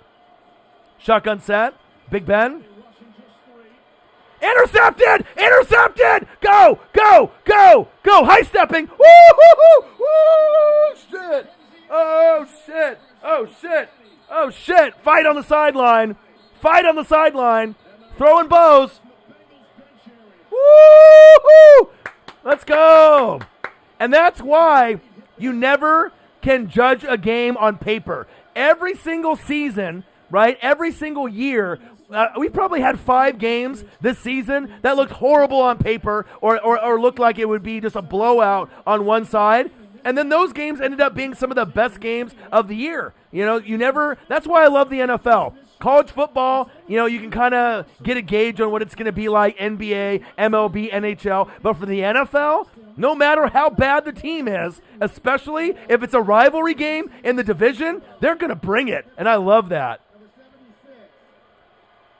Big Ben, he wants to come back next year, but hey, bub, I don't know if you can throw, my guy. I don't know if you got it. You just went from winning 10, 11 wins, and you're about to drop 3 in a row. Little Dion high step there on the sideline. Ooh, late push by the Steelers. Way out of bounds. No wonder they fought. Oh, number 76, dirty for the Steelers. Ooh, and then they give him a push back real quick. Yeah, come on, bro. Woo! Big Ben looking like Grandpa Ben, for real. And that's why they're not going to make the AFC Championship game. That hurts for Steelers fans. Oh, boy, he's loose. First down, Bengals. But it's just so amazing when you can have a third option quarterback in Ryan Finley. He sucks, right? He sucks, right? He's not going to do anything with the football. But, if your defense is excited, right, and the running game is decent with Giovanni Bernard, you don't even have to have Joe Mixon out there. But Bernard is actually a pretty decent running back, right? But if you have enough guys that are juiced up that want the smoke, especially against a rival in the division that just thinks that they're so much better, then you get results like this, where the Steelers took the Bengals for granted. They were looking ahead, right, even with their losses against Washington and Buffalo. They thought, oh, Ryan Finley, we're going to wax the floor with these fucking bitches. Not so. All right, now we're seeing it's definitely different. Bang! Gerald, black and gold light toes. Hey, we both lost in fantasy, my guy, but hey, at least we tried, right? At least we tried. We got to the playoffs. Now the number 1 and number 2 seed, Omer Muich, right, and Zini Panini are going to play again for first and second place. Yeah, we did our thing, man. We did our thing. We got to the playoffs, especially, when I started off 0-2. I've never started off 0-2 in fantasy, and I made like 180 wire moves, and I got myself to the playoffs. And what hurts, too, if I would have started Corey Davis, I would have won. Or if I would have got Wayne Gallman to give me a regular day, I would have won. I only lost by 10. Oh! Touchdown! Bengals! Woo! Let's go!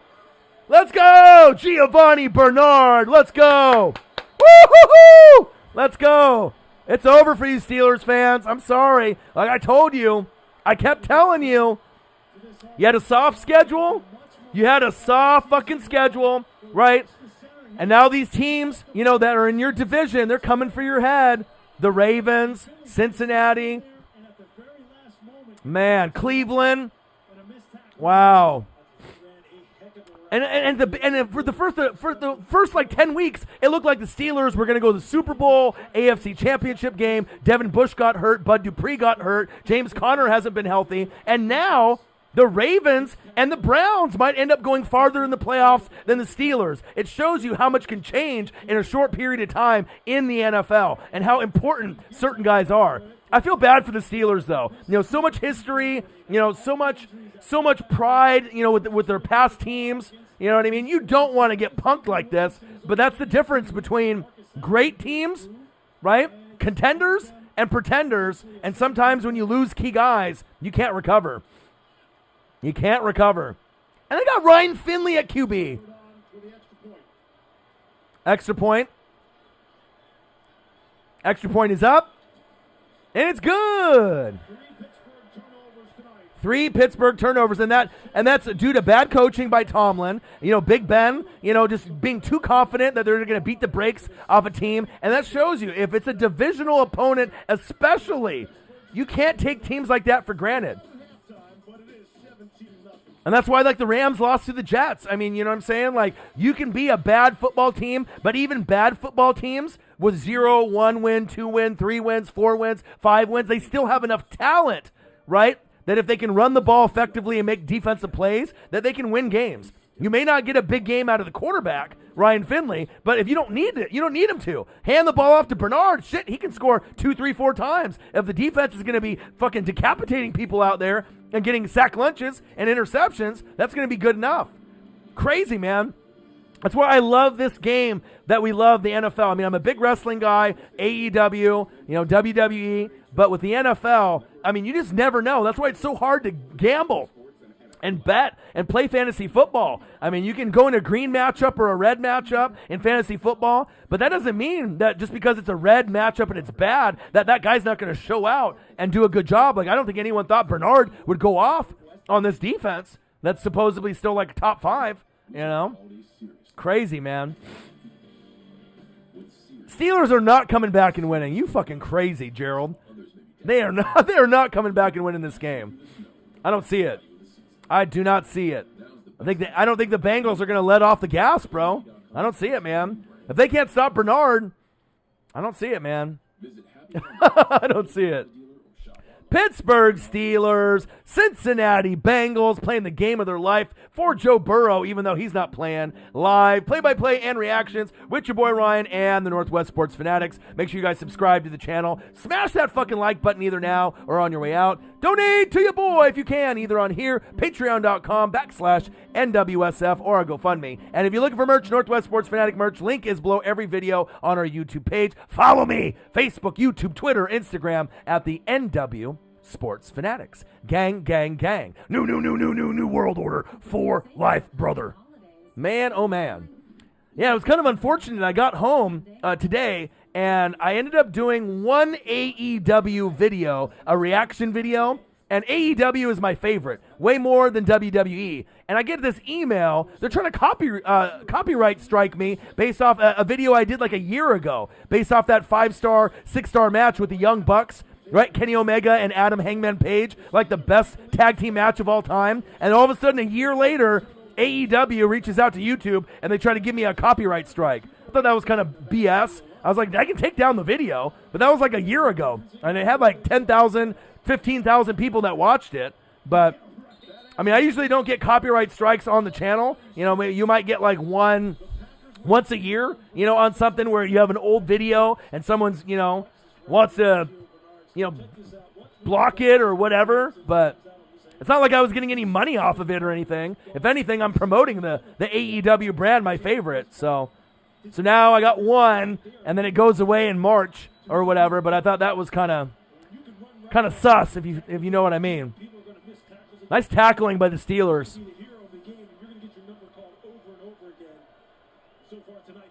Kyrie's in the building. Let's go. If you're a Bengals fan with Burrow, man, you got a bright future with that team. I just wish if he was playing, I can't even imagine what the score would be right now. If Burrow's playing, the score is probably 24-0, maybe more. Who came to watch the Northwest Sportsman? Give me a hell yeah! Stone Cold's birthday a couple days ago, on Friday. He was on Pat McAfee's show. What a great interview.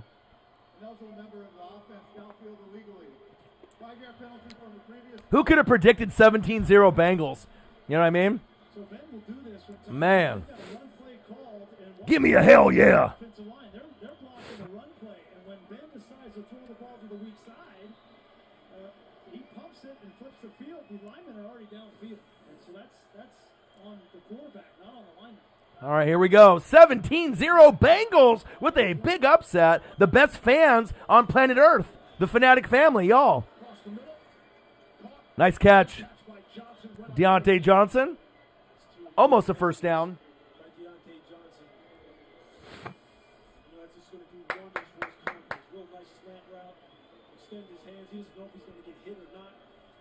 Yeah, they didn't say how he died. I was very sad to hear that, though. I mean, some of my greatest memories, you know, in my early teens, Greg Lloyd and Kevin Greene on the Steelers, them mic'd up was hilarious. I mean, just a bunch of mumbo jumbo, just screaming at the fucking camera, but they were just lit. They were just fucking animals on the football field. Love them. I mean, if you're a defensive player, a DN, D-tackle, linebacker, and you're crazy, I probably like you. Flag on the play.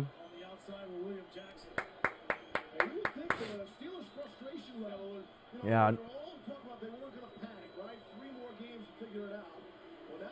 Yeah, that's Stone Cold Steve Austin. If you guys ever go on there, I'm on there in the mornings. You'll see me in the chat. If you guys go to Pat McAfee Show on YouTube, 9 a.m. to noon. It's going to be Aaron Rodgers Tuesday, tomorrow. And he's on the third hour from 11 to noon Pacific time. I'm always in there. Incomplete.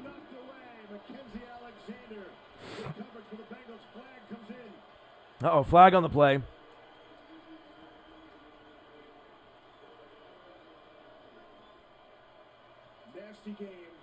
Nasty game. Despite the fact it's been dominated by Pittsburgh, Steelers have won the last 11 meetings. A great play from Mackenzie Alexander to potentially get off the field on third down. Play won by Steve.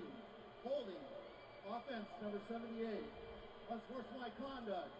Defense, number 21. Oh, it's getting physical out there. Philville, $2.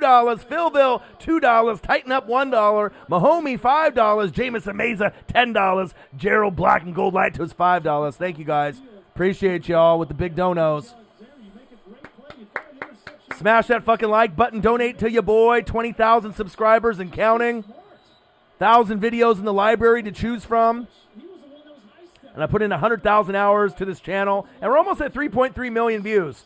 I'm so excited for the way this season's going to end. I can't wait for the playoffs. And like I said, the Fanatic family, you guys are the best fans on planet Earth. I really do appreciate every single one of y'all. You guys really made this channel happen. Oh, incomplete. Bengals, baby. Coming out with that energy, boy.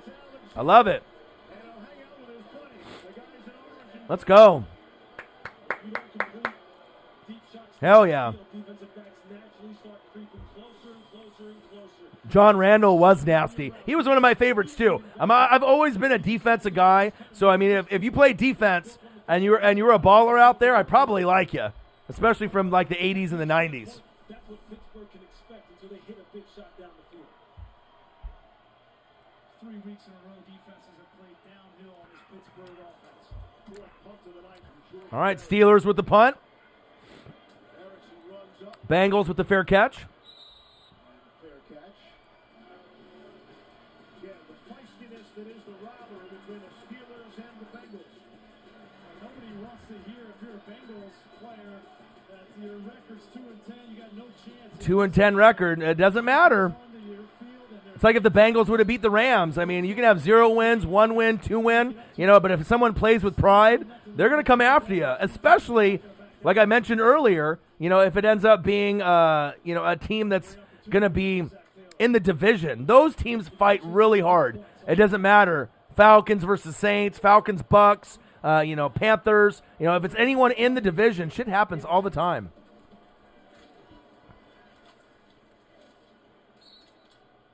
Set up your new exercise bike. Nice. Gerald Black and Gold Light Toes trying to get in shape. My boy.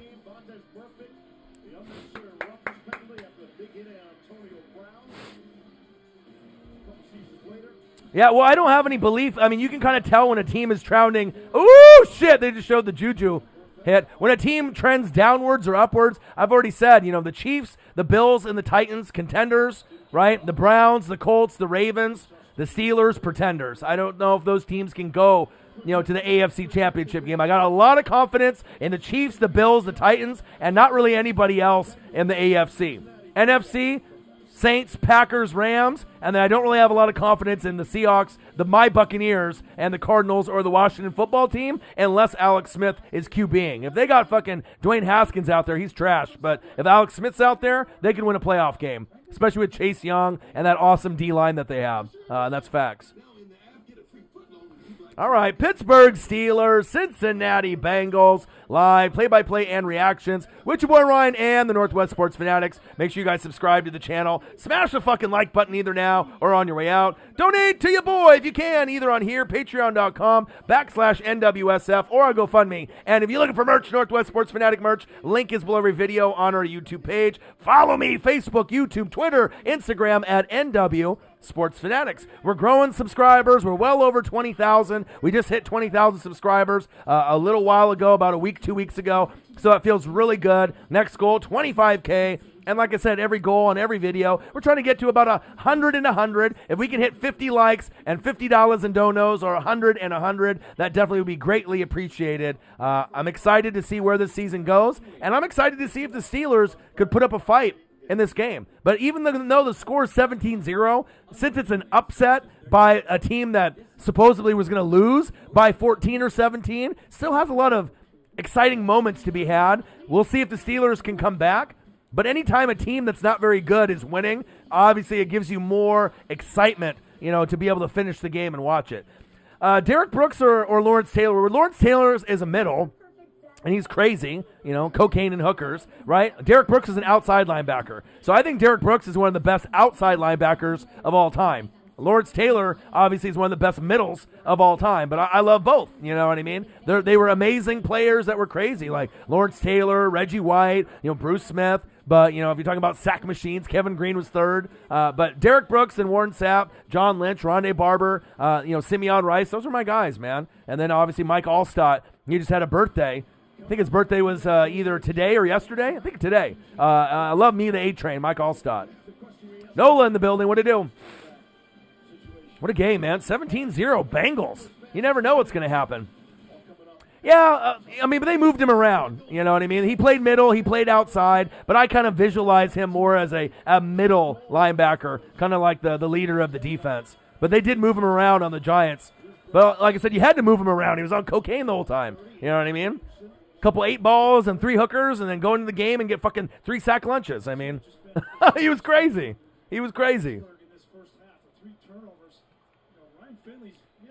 124 rushing yards for the Bengals. Steelers, man, they're not good. If you watch football, Nola, you would realize this. Pretender or contender. And they don't even have Joe Burrow out there. But it shows you it's a team game, not a quarterback versus a quarterback game. All right, Finley. And complete. What you would expect from a Ryan Finley. They just need to keep pounding the rock. You know, if you can avoid Ryan Finley throwing the football, right, and just pound the rock, you have a better chance of winning this football game. That could have been caught. That was catchable. Yeah, Steelers, but you can't really determine the schedule. You got to play who's on the schedule. But I really think no James Conner playing today hurts, but Bud Dupree and Devin Bush, two big players in their scheme. You know, especially Bud Dupree, the guy that's going to stop the run. You know, if you don't have him, it's going to be tough to win games, and they've shown that now. Washington football team beat them. Bills beat them.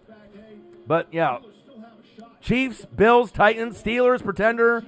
Like I said, the Browns and the Colts and the Ravens all could beat the Steelers. I think any team that's in the playoffs can beat them. I have no confidence. They are the weakest team that's going to be in the playoff hunt. The weakest team by far.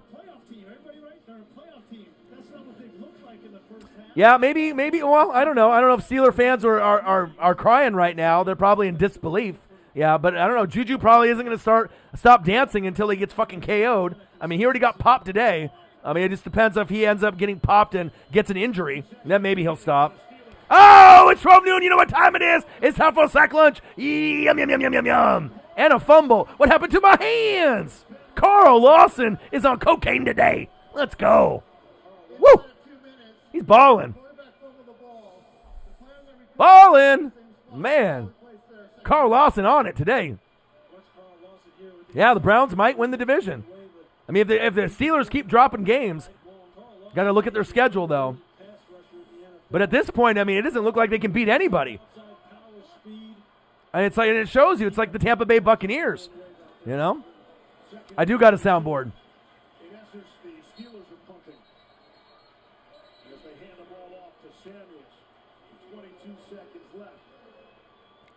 The biggest fall from grace in 2020, the Pittsburgh Steelers.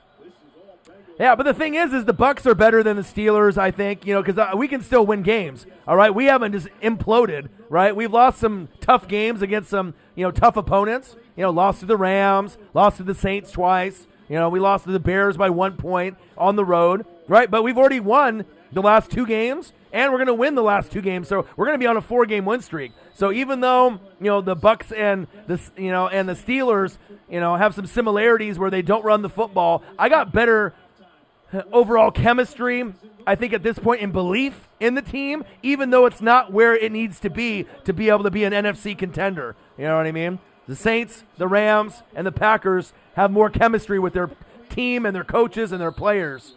But if any team could overachieve, it might be the Bucs and the Browns, from both divisions. We both have not made the playoffs in a long, long time, right? It might be one of those teams, if the Bucs overachieve, maybe they win a playoff game. If the Browns overachieve, maybe they win a playoff game. Because if you think about it, both teams are going to have over 10 wins. I mean, if the Bucs win the last 2, we're going to be at 11-5. I mean, that's not a bad record. So,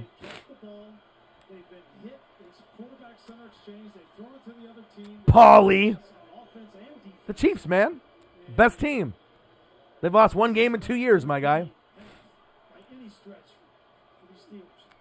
We obviously don't know football if you think the Browns stink.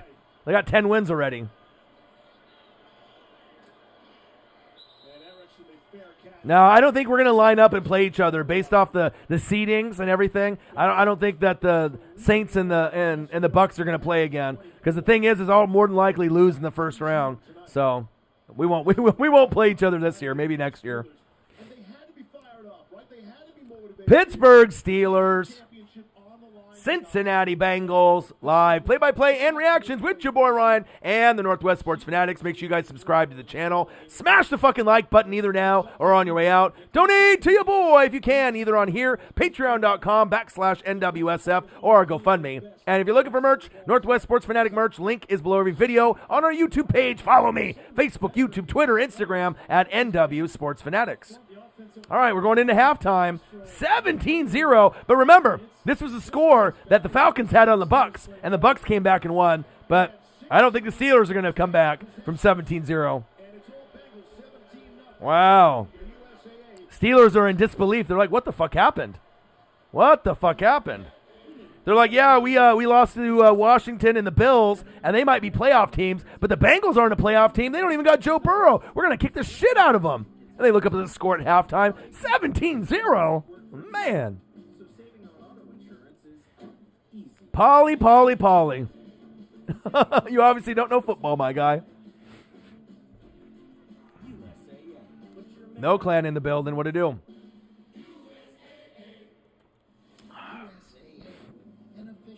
Show me some fucking highlights. The fastest 3 minutes in football. Show me something.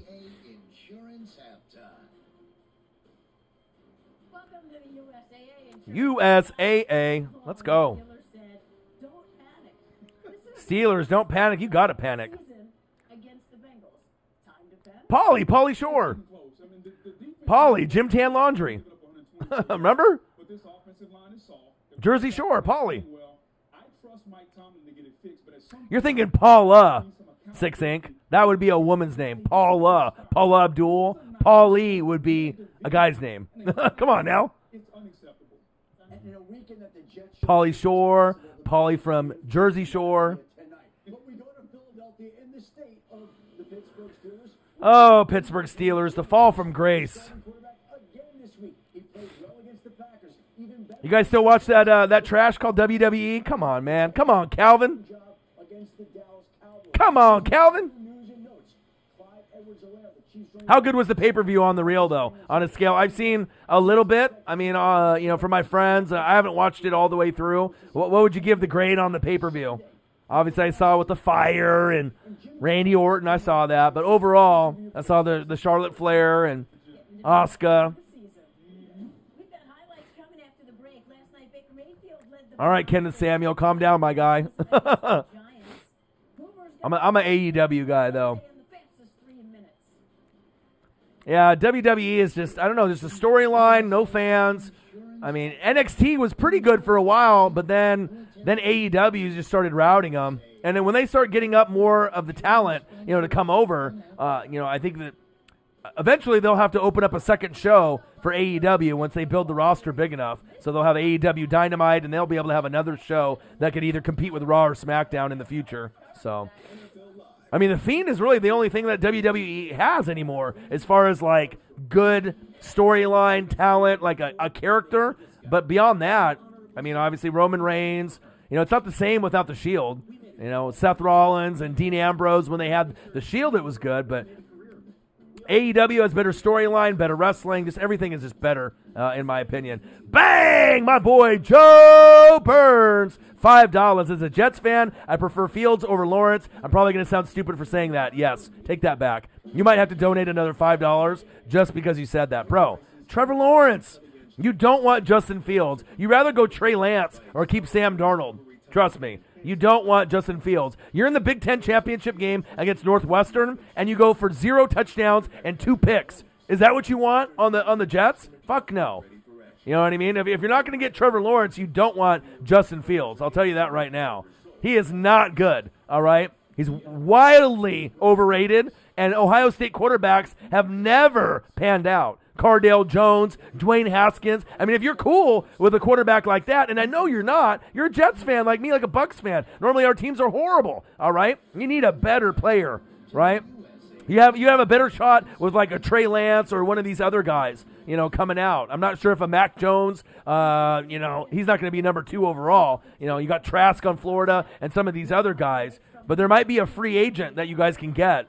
Even getting a Ryan Fitzmagic to come back would be better, You don't want that. You want to make sure you get a good player with that pick, like a Penei Sewell, the best tackle in football and in the college ranks. You get him, add that, to some of the pieces that you have on the line, then you might be able to kind of build something. But, yeah, that's rough, man. You got your first win against the Rams, but you lost your opportunity more than likely for Trevor Lawrence. That's tough, man. That's tough. But you never know. There's other guys that might be able to pan out, so a long ways until we get to that point in the season. Drew Brees on the screen. Hasn't played football in over a month. The arm looked okay. At times it looked horrible. At other times it looked good. Made a couple of deep throws. But after, Cameron Jordan throwing the fucking haymaker, Couple balls bouncing the wrong way. They still only lost by 3. Oh, Tampa Bay Buccaneers down 17-0 at halftime. No fucking problem. Oh, fly like a butterfly, sting like AB. Touchdown, Buccaneers. Let's go. Joe Burns, bang, another $5. My boy. Makes me feel like the Jets want to keep Darnold after beating the Rams. I like Darnold, but he's making the same mistakes in his 3rd year. But if you get Penei Sewell, right, to kind of get on that line with Mekhi Becton, that's 2 nice first-rounders, right? You just keep building that line because if you think about it, if he stays healthy, you'll have Mekhi Becton and Penei Sewell. 2 first-rounders would be pretty good, and then you end up just building on the roster. I mean, that's kind of where I would go with the team.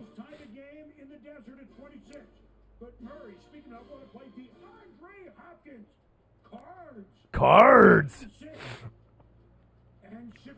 Yeah, but it's okay, man. I mean, like I said, at some point the Jets will end up having something, but it just really sucks that, they should have just, that should have just tanked, man. You know what I mean? Because, if it was any other draft, it's one thing. If they don't have a quarterback, like an Eric Fisher draft, where this is the best players and offensive linemen, or a D lineman, you know what I mean? But when you got a guy that could change the franchise for 10 or 15 years, but also, too, on the flip side, Trevor Lawrence could have been I'm not playing for the Jets. So even if he would have had the first pick, he could have pulled an Eli Manning and said, no, I'm not playing. You know what I mean? So you got to look at it that way, too. Tua. 22-12, Dolphins.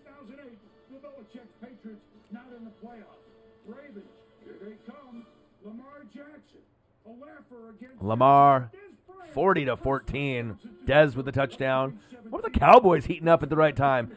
Who would have thought that they would beat the Niners this way? Woo! Tony Pollard. Yeah, 41 with Andy Dalton. I don't think anyone anticipated that. That's why football is so awesome, man. You just never know what you're going to get with NFL games. Sometimes they end up being those 13-10 games that are just boring as hell, and then sometimes you end up getting games that end up 41-33 or this really surprising, man. 17-0 Bengals at halftime. Unfucking believable.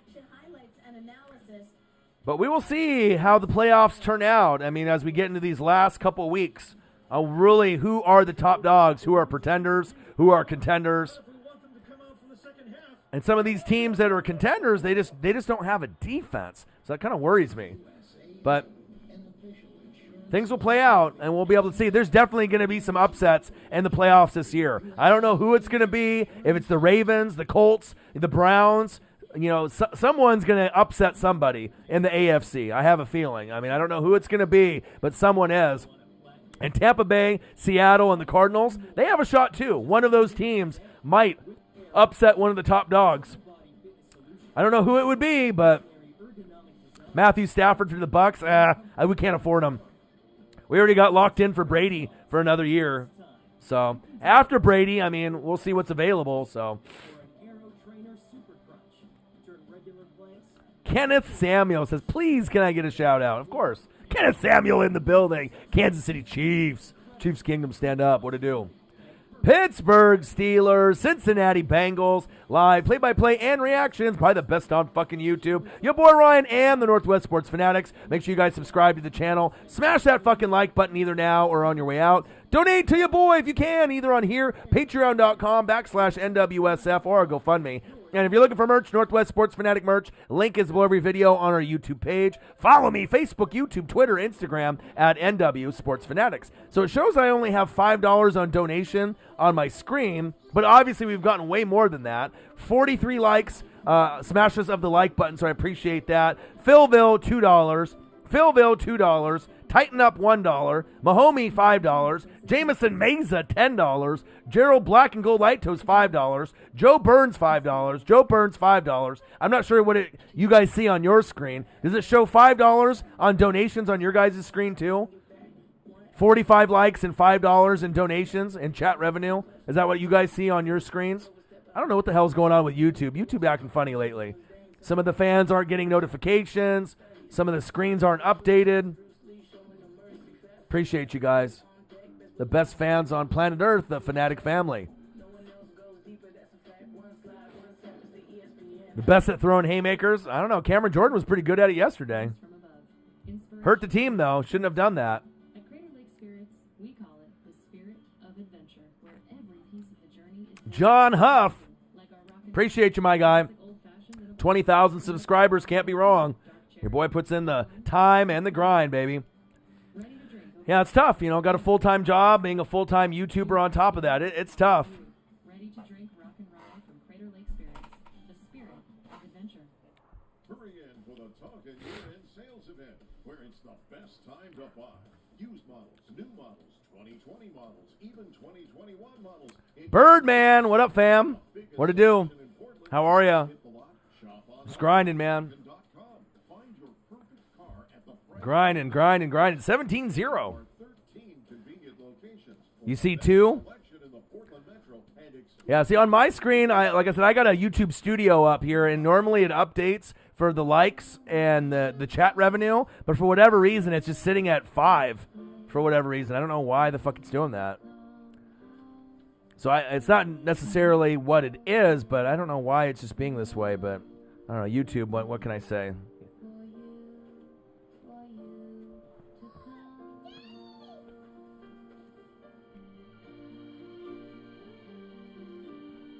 $15 more to get to the goal of 50. 5 more likes. I know we can definitely do that. This broadcast is copyrighted by NFL Productions for the private use of all audience. Even every use of this broadcast, any pictures, descriptions, or accounts of the game. Yeah, but it always updates, though, because it'll give me the total amount. It'll give me the total amount of likes that are smashed so far, as well as the total amount on the separate YouTube screen. Because I got like 6 screens up. When I'm doing the live stream, I have a huge, like 40-inch computer. It's like insane. So I have this really big iMac. So I can see myself on the screen on what you guys see, right? Then I got a chat bar that's open on a separate screen. Then I got the scoreboard on a separate screen. Then I got a YouTube studio on another screen where I got to refresh the stream and everything. So, yeah, having like 6 screens open at once, and I got to be able to watch the game and interact with y'all. I don't think people really understand how hard it is to be able to multitask and be really good at it too. But oh, it's all good, Calvin Griffin. I know you'll be able to donate down the road, and you've definitely been very generous with your donations this season. It's all good, my guy. You see him opposite the 3-by-1 formation. He's just waiting on Juju Smith-Schuster, and this puts the big hit on him. And that really just set the tone for everything else that they were doing here. They're going to disguise, have a bunch 7 up on the line of scrimmage, drop out, rush 4. They've just been on it all night. But you guys give me the energy. You guys give me a lot of satisfaction with the channel. So. And you let Carl Lawson just abuse Villanueva, the left tackle, and the one thing that I got like a Sony in the bedroom right now. I got like a Sony 43 or 45 inch. third quarter reset. All right, third quarter. Mercedes-Benz. In the living room, we got like a 60 or 70. I think it's like a 60 or 65 in the living room. Second half, and the Bengals get the football with a 17-0 lead. All right, third quarter. Gerberto Zapata. Now it updated. Finally. YouTube must have heard me. Now it's updated. Thank you, Gerberto Zapata. My boy. What it do, my guy? Always coming in with the fire donations, my boy. Thank you. Appreciate you. Now it finally updated from 5. Now we're sitting at 45. 46 likes, $45. There we go. My boy Gerberto opened up YouTube for me. Thank you, my boy. How are you, Gerberto? What it do, my guy? How's your Monday going? It's been a long day for me, man. I didn't sleep very good this morning. Woke up, early, about, 5, 6 in the morning. Had to, get a little bit more sleep. But I'm telling you, man, when you got a full-time job and you're working 40, 50 hours a week, and then you do YouTube full-time 40, 50 hours a week, I mean, it is a grind. I mean, there's a lot of times where I'm just fucking dead tired. But you know what? With you guys, the Fanatic family, you guys give me that energy and you give me that juice. And I love interacting with you guys on a daily basis. You guys are the best fans on planet Earth, the Fanatic family. And I had goals, to hit that 20,000 subscriber mark. We didn't. We're almost at 3.3 million views, over 1,000 videos in the library, 100,000 hours dedicated to the channel, and I couldn't have done it without you guys. I'm never quitting. I'm always going to keep grinding. Calvin Griffin, bang, $2. Thank you, bro. And the thing is even if it's $1 or $2, that shit adds up with the people that are in the room, and it means a lot, man. Now, like I said, I want to be able to do, some more giveaways and whatnot as well. Maybe some NWSF hoodies, and, I'm going to be doing another NFL sewn jersey giveaway as well. Those aren't cheap. When I do a jersey giveaway, that's $100 to $150. So, and that's obviously donation money that I can give back to the fans, which I want to do as much as possible. So, thank you. I appreciate you. Love you. Calvin Griffin, Who Dat Nation, Gilberto Zapata, $10, my boy. Bengals. Ryan Finley, trying to run like he's Justin Herbert, just short into the turf. 3 more likes to 50, $5 more to 50. We're almost there already. Appreciate you guys very much, man. It's been an awesome, fantastic. I know, everyone says 2020 has been so fucking horrible, and there's reasons why we think that, with the racism and the presidential shit and COVID. I mean, there's been a lot of craziness, right? Well, let's all just understand how awesome it was that we have the NFL to watch, and that we can have the Northwest Sports Fanatics, and we have that relationship with each other, with me and the fans, and you guys being the best fans on planet Earth. Because I'll tell you what, without NFL, I don't know where I would be. You know what I mean? I don't know where a lot of y'all would be as well. You know what I mean? I have to have my NFL, my college football. I don't really give a shit about the NBA. I mean, LaMelo Ball looks exciting. I'm definitely going to watch a lot of his games and Dame Dollar for the Blazers. I love MLB. Wrestling's great. I love AEW. Even though WWE is kind of some trash, I'll still watch a little bit of it, right? But when it comes down to it, I mean, I got to have my NFL. I got to have my NFL. Yeah, definitely. It's been different. But I really try to make the best of the situation. And when you wake up in the morning, you have a choice to be positive or negative. And I really recommend that a lot of y'all, if you're going through depression like I have, if you have addiction or any type of issues, make sure you make some time for me. Make me time for you guys. It's rainy as shit out here. It's rainy, foggy, fucking rainstorms. It's crazy out here. Ray Syed, big sports fan, big sports fanatic fan. Appreciate that. Matt Payton from Hawaii, what to do? John Cena is not subscribed to the channel, I don't think. He might be. I don't think he is, though. But he does follow me on social media. And that was a pretty big thing that, I wasn't anticipating. But John Cena has a lot of people that he follows. It's not like John Cena follows 100 people, right? And I'm one of the 100. But still, even though that, you get a follow from someone like that, it's cool, But, I really recommend taking some me time. If you guys take me time, I always, no matter how much I'm tired or, I'm grinding on the full-time job or YouTube, I'll let you guys know a secret. Every single day, I always take time to, after I do the YouTube grind, and I do like a 3.5 hour game, right?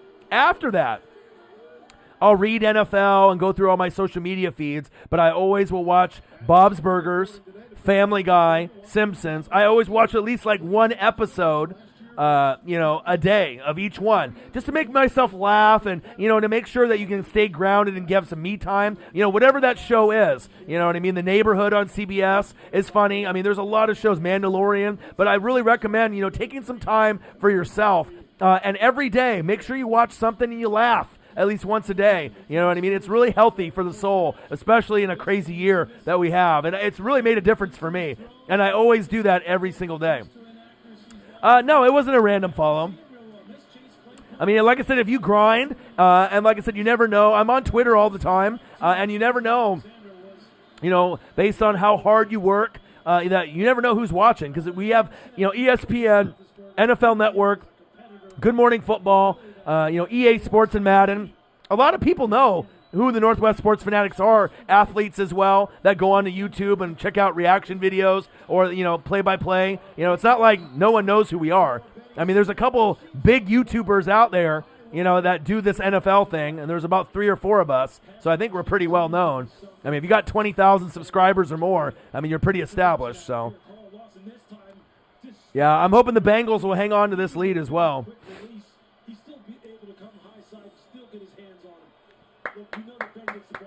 No, Belichick is not going to the Chargers. One more like to 50, baby.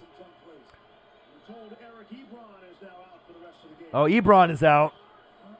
I appreciate that, Ray. Shotgun set, Big Ben. Handoff. Wrap him up. Woo! Nice run. Now, you got to make sure that, you step on the gas still. All right, you got to make sure you step on the gas, and you can't let the Steelers climb back into it. We just got our 50th like of the video. Bang! I love that. We need 50 more. Let's try to get to 100. Lamar Jackson is in the building. You never know what celebrities will end up in the building. What it do, Lamar? I really liked your play in the last 2 weeks. You're starting to ball out after that poop game. You're balling, baby. Should the Bengals trade down from number 3 for, I don't know, man. I don't know. I wouldn't, especially if you get a guy like Penei Sewell and he's sitting there. Oh, shit! Oh! Woo! Chase Claypool almost got loose for a touchdown. Woo! Wow. Let's go. Lamar Jackson, what did do, my guy? I knew you had to poop, though. I knew that was the poop game. You said you had cramps, but I didn't believe that shit. No one believes that. I saw that jog to the locker room. You definitely had a turtle poking, my guy, but it's all good. You went to the bathroom, you got yourself situated, got some Gatorade in the system, and you came out and balled out in that game. Big Ben going deep. Touchdown, Steelers! Wow. Deontay Johnson. That was a little bit of a push-off. No flag on there. Uncle Mo, that was a push-off. Let's watch this again. Nice route. A little bit of a push, but no call. Let's watch this angle again. Was it a push-off? Did it deserve a penalty? Couldn't tell on that angle. Okay, they're fighting. At least now we have a game. They're not going to roll over and die. Uncle Mo, someone call 911. Extra point is up, and it's good. A guy in the building. Raiders. What'd it do? And I'm glad the Steelers fought back, and you knew Mike Tomlin in the locker room was like, listen, we lost to Washington. We lost to the Bills, but the Bengals are not a playoff team. Stop playing like little brother out there. Come out there and punch them back in the mouth, and they did. But they still got a big deficit. Now we got to see how the Bengals play and how good of a coach, Zach is for the Bengals, all right? Are they going to throw the football with Finley and lose the game? Or are you going to pound the rock with Bernard and win the game? That's going to be key. And are the defensive players going to come out with that same intensity that they're going to try to decapitate every fucking player that's out there? Imagine Juju is just dancing on their logo, and they're just, hitting people and knocking them around. So it'll be interesting to see where it goes. That's big facts. But we now got a little bit of a closer game, a lot of drama to be had in the third and the fourth quarter. 17-7 Bengals. Let's go.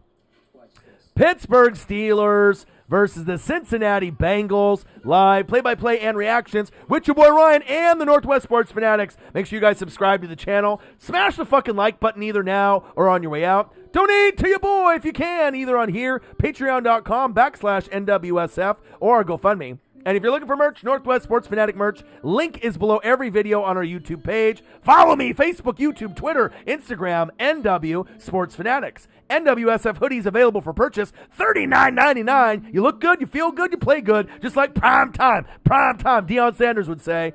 Cop one and represent the fucking brand, NWSF. Birdman. Birdman in the building. Bang! $3.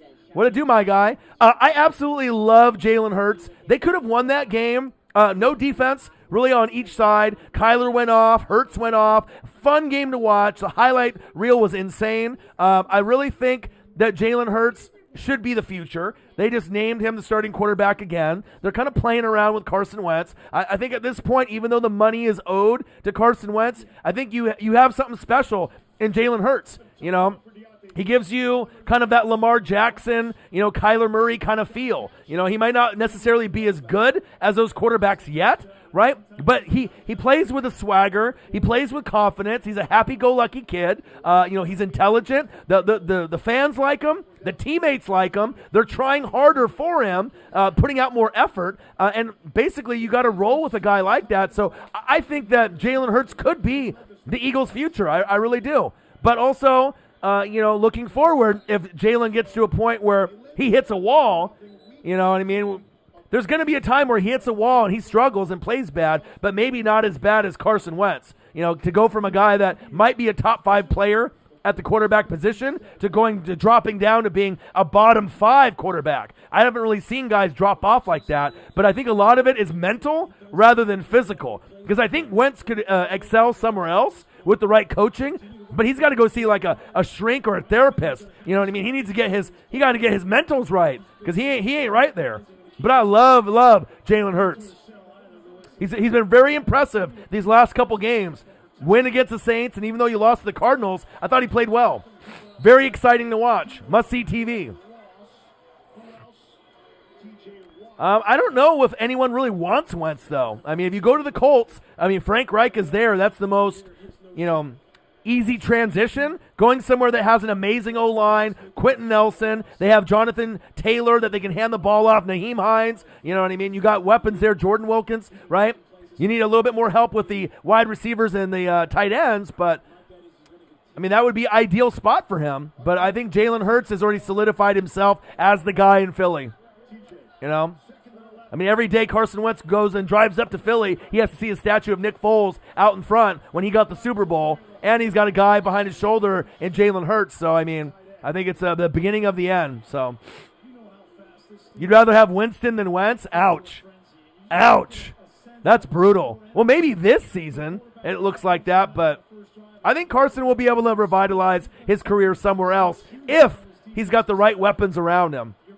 So, yeah, not worth that contract, right? And he's injury-prone sometimes. But if he goes to the right situation, whether that be the Colts or the Patriots, I think that if you go somewhere that can really help him out, and he maybe goes see like a therapist or a shrink, maybe he can get his career back on track. Finley going deep. Incomplete. Why are you throwing the ball? Keep going to Giovanni Bernard. Now you're punting again, and now Steelers are probably going to score again. Come on. You let him off the hook. You let him off the hook. Come on. Zach in the building. What to do? I think the Colts could. Frank Reich, was the OC, in Philly, Calvin, right? So that's like one of his best friends, right? They have a good relationship. Amazing O-line, Jonathan Taylor, T.Y., Michael Pittman Jr., DeForest Buckner, Darius Leonard. The Colts would be the best spot for Carson Wentz. But even Colts fans don't want him, you know what I mean? Because they think he's going to be garbage, So, but that's the ideal situation. Elite O-line, good defense, good running back, great coach, right? Good GM. That's the ideal spot. Yeah, but sometimes guys can be garbage and they can bounce back, It just depends if it's physical or mental or both. So,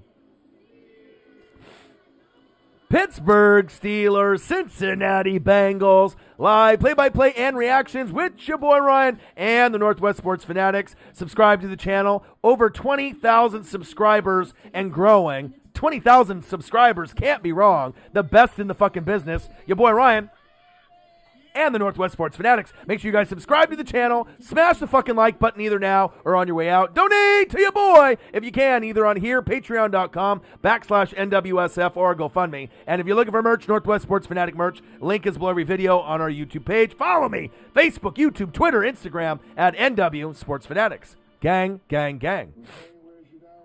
Keenan Allen, he said, yo, what up? I really like how you talk sports. Damn right you do. What it do, Keenan? You never know what celebrities are going to end up in the building. The Northwest Sports Fanatics were getting big. John Cena followed me. You might get Lamar Jackson in the building, Alex Smith. You never know who might show up in the building, all right? Your boy's grinding. We're past 20,000 subscribers, almost at 3.3 million views, 1,000 videos in the library and counting, all right? And then we're at over 100,000 hours, right? 100,000 hours I've dedicated with the blood, the sweat, and the tears, all right? Let's go. What to do, Keenan? Oh, man. What a long day today. But this game is fun, you know what I mean? Like I said, a lot of times when the games look, a little shitty on paper, they end up panning out into being pretty good games, so. It gives us discounts for safe driving and other benefits, like emergency roadside service, which comes in handy, no matter where his dreams take him. With Know Your Third quarter, my guy. 20% Calm down, bro. American Family It says on the scoreboard, can't you read? Come on, Ray. Third quarter.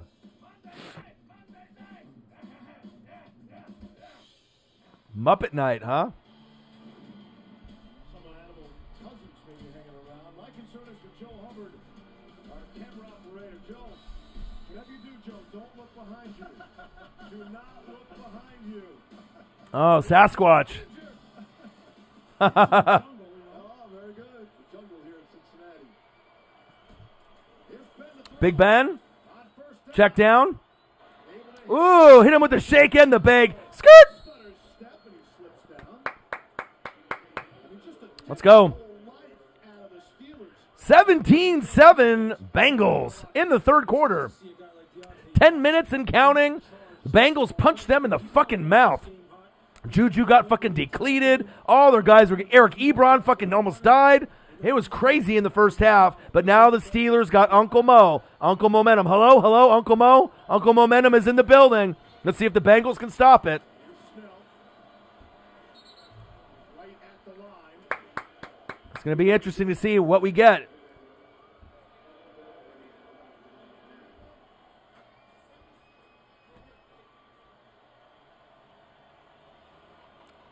And they do call it a first down.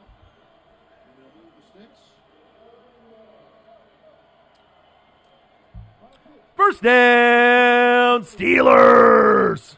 Move the chains. But it is first and 10. First down and 10. Let's see if they keep moving this goddamn football. Rush 4. Ben able to I know that was on some of the posts, Isaac. Deontay Johnson. Someone called the authorities. I mean, it's crazy. You never know who's watching your videos, right? And they have to take something like sack sandwich, like Madden stole that from me, instead of, you know what time it is? It's time for a sack lunch. And they did sack sandwich instead. And then I saw a couple other ones where they said someone called the authorities. I said, no, someone called 911. Stop stealing the material, all right? Stop stealing it. Come on, man. It's not that hard to be original. Oh, he's loose. He's loose. The juice is loose. Benny Snell, first down, Steelers. The momentum is shifting. The momentum is shifting. Come on now. Football. Watch these two players, Villanueva and DeCastro. DeCastro gets the kick out. Villanueva on the second level. And finally, some downhill physical run plays from Pittsburgh. It's a four-quarter game. Come on, Bengals. Let me see what you got. And let's see if the Steelers can get this closer to 17-14. They're driving right now. Absolutely. I love the Lizard Lazard. Allen, the Lizard Lazard, is a great fit when he's healthy. You know, Marquez, Valdez, Scantling is good. You know, he has a good role for the team. You already got Devontae Adams there, Aaron Jones, Aaron Rodgers. You know, if they had Blake Martinez, that's really what they're missing. If they had him there, I would feel a little bit more confident. I'm not sure if they're the most talented team in the NFL. I don't know about that. I think the Chiefs are more talented than the Packers. Packers don't have a defense. They got Jair Alexander, but then who else? It's not like they have Preston Smith and Zadarius Smith balling out like last season. And they don't have Blake Martinez there either. You know what I mean? Packers don't really have a full defense. They kind of rely on Aaron Rodgers just to, you know, fling it, check down, touchdown, Aaron Jones, you know.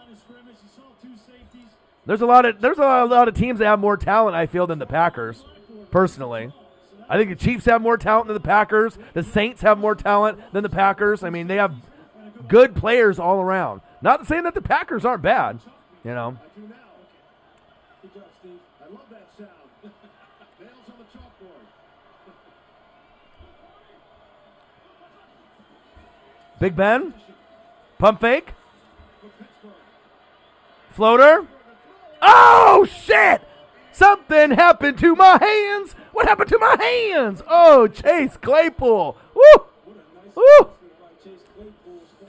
Yeah, Tampa has a lot of talent, too. But talent doesn't win you football games. You know what I mean? I did hear about Kevin Greene, my dog. I did. How about that big Ducks win, my guy? You like that, Matt?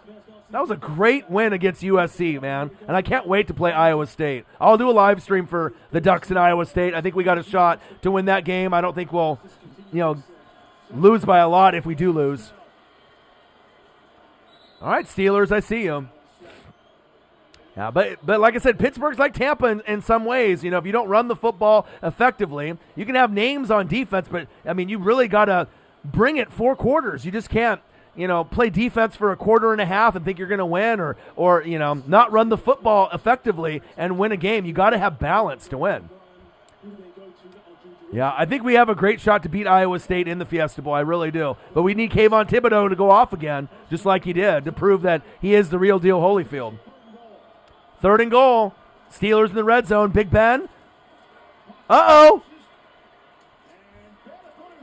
Wow. He came back to the football. Nice grab. He almost got a big sack lunch right there. Yeah, I did hear about Kevin Greene. Very sad. And it's kind of ironic that the Steelers are playing on TV right now. I was just saying before you got into the room how much I loved Kevin Greene and Greg Lloyd in the 90s. Neil O'Donnell was the running back, and you had Cordell Stewart and Jerome Bettis, and it was just a great time back then for the Steelers. If they just played someone other than the Cowboys in 95, they would have won. Field goal's up, and it's good. All right, Uncle Mo shifting over to Pittsburgh. And that's some good coaching by Tomlin. All right, that's just like Tampa Bay and the Falcons. When the Falcons were up 17, Tampa Bay came back and roasted them for 31. 31 plus, baby. Tampa Bay, man. I got the Warren Sapp jersey on right now. Can't you see, man? Warren Sapp, Tampa Bay Buccaneers, man, since 1995. Let's go.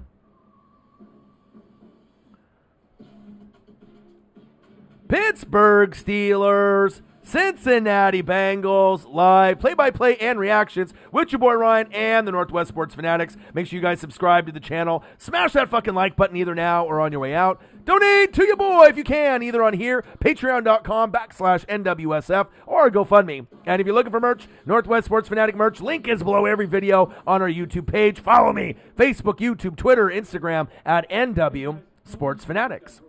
$39.99 NWSF hoodies available for purchase. They make a great motherfucking gift. $39.99. I made them. You look good. You feel good. You play good. NWSF. Buy one and support the brand. Yeah. I know. I love me some Warren Sapp, man. Warren Sapp, Derek Brooks, John Lynch, Ronnie Barber, Simeon Rice. I mean, I'm never going to have a team like that. And then on top of that, getting, obviously, Mike Allstott. I mean, just an amazing group of talent that Tampa Bay had.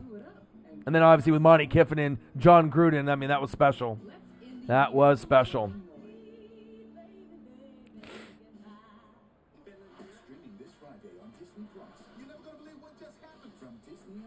All right. See if the Bengals can do anything. Go back to Giovanni Bernard. I mean, that's really when the team was rolling. Obviously the defense is on their heels for a little bit. So I'm hoping that they'll end up going to Bernard heavy here in the 3rd and 4th quarter. But if they don't, and they have Finley throw the football, the Steelers will come back and win this game.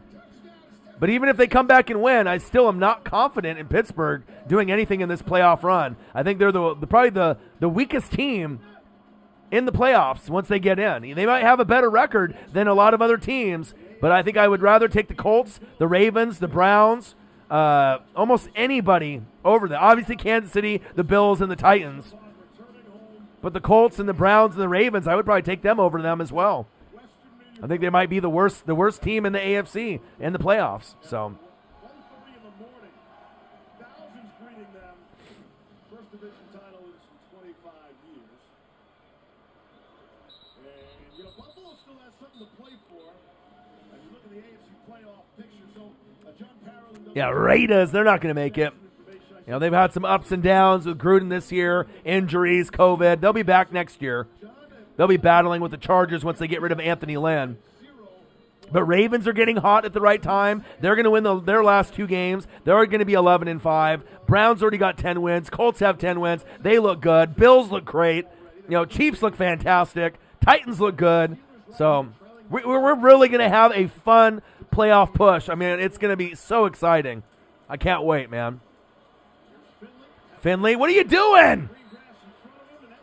It's 12 noon. You know what time it is. It's time for a sack lunch. Yum, yum, yum, yum, yum, yum. Lamar Action Jackson, famous for the poop game, coming back with the victories. Knew you were going to win these last 2 games, and you're going to win the last 2 after this. Nice recovery, man. That's the Lamar Jackson that we all want to see, all right? The Lamar from last year, not the Lamar from the first half of this season, all right? But getting hot at the right time in December is what you need to do.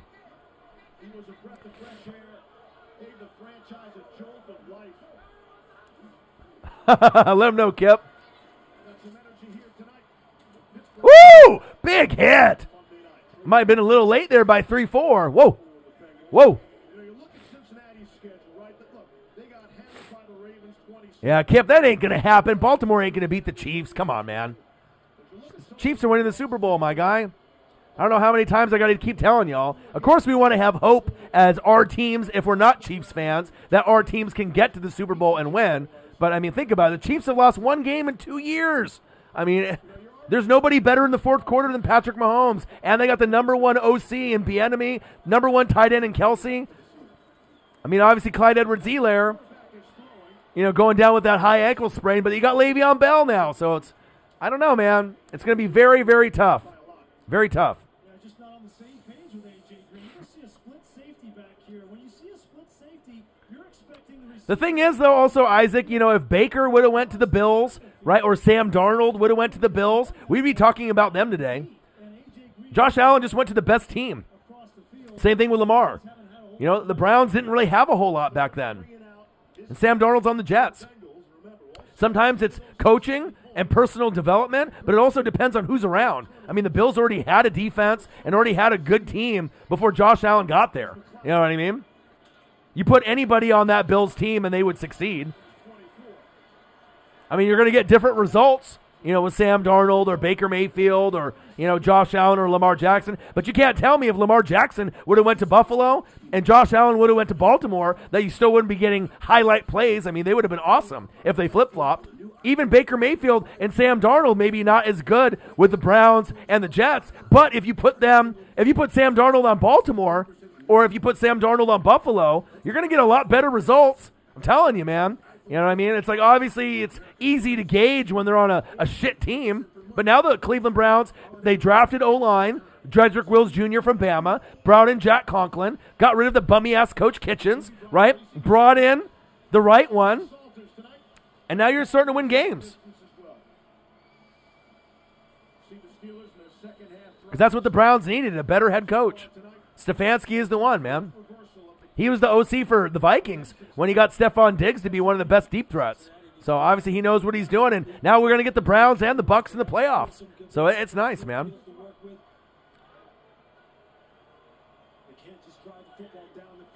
Baker's been getting better, though, in the last few weeks. He's still inconsistent, but he's getting better. You know what I mean? And this is a good time to get better as we're, going into the playoffs. So you never know. He might be a guy that could, I think the Browns and Tampa Bay are probably the 4th best teams in the AFC and the NFC. We both have a shot that if we bring an A game, that we could beat somebody. You know what I mean? We could beat somebody in the playoffs. Their running game is one of the best in the league. I mean, Kareem Hunt and Nick Chubb, they got Myles Garrett. I mean, I really don't like their wide receiving core, their tight ends that much. Austin Hooper, and they got Jarvis Landry. Oh, almost intercepted.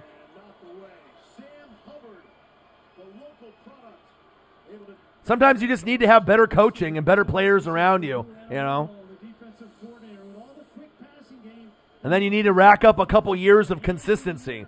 But think about if Stephon Diggs was on Cleveland, right? How much better Baker Mayfield would look. It's like Jarvis Landry to me is not that good, and then Odell got hurt. But if you had a real wide receiver like Diggs, for their, to play with maybe Sam Darnold, or Diggs was there, to play with Lamar, or Diggs was there to play with Baker, people would be talking about Baker and Darnold and these other guys differently. They just don't have the same kind of talent. So, yeah, I did, man. That Florida-Alabama SEC championship game was the business, man. I watch a bunch of college football, my guy. Dame Dollar, C.J. McCollum, Carmelo, Nurkic. But the thing is we play as a team, my guy. We'll probably be a top 4, top 5 seed, but it's not like we're going to be good enough to win the NBA Finals or anything. It'll probably will be going through L.A. again. You got LeBron, you got AD. I mean, it's tough to beat those guys when they're on point. Kuzma. But when we went to the Western Finals the year before, and when we had like Seth Curry and we had a really good bench, we had one of the best benches in the NBA, and that's a big part of the NBA. If you watch NBA, no clan, right? If you actually have a strong bench, right, and you have guys that can come in and produce, right, those are the teams that can really overachieve, and that's how we got to the finals, West Finals, and even though we lost to the Warriors, but, I mean, no one expected the Blazers to go there. 17-10, third quarter, Steelers, Uncle Mo on their side. Yeah, I know it was. Dame Doll and CJ are nice, man. Oh, big hit. Woo! Josh Bynes with a big hit. Someone call 911.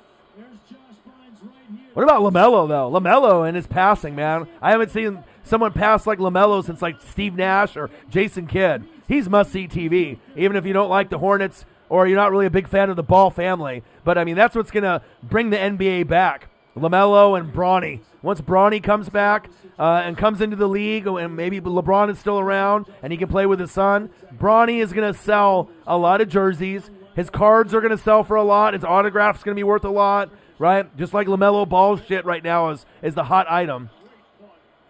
Fun to watch, man. But those two guys can help bring the NBA back a little bit. Jags, Jets, Bengals, Falcons, Panthers. And there's so much talent in this draft. So much.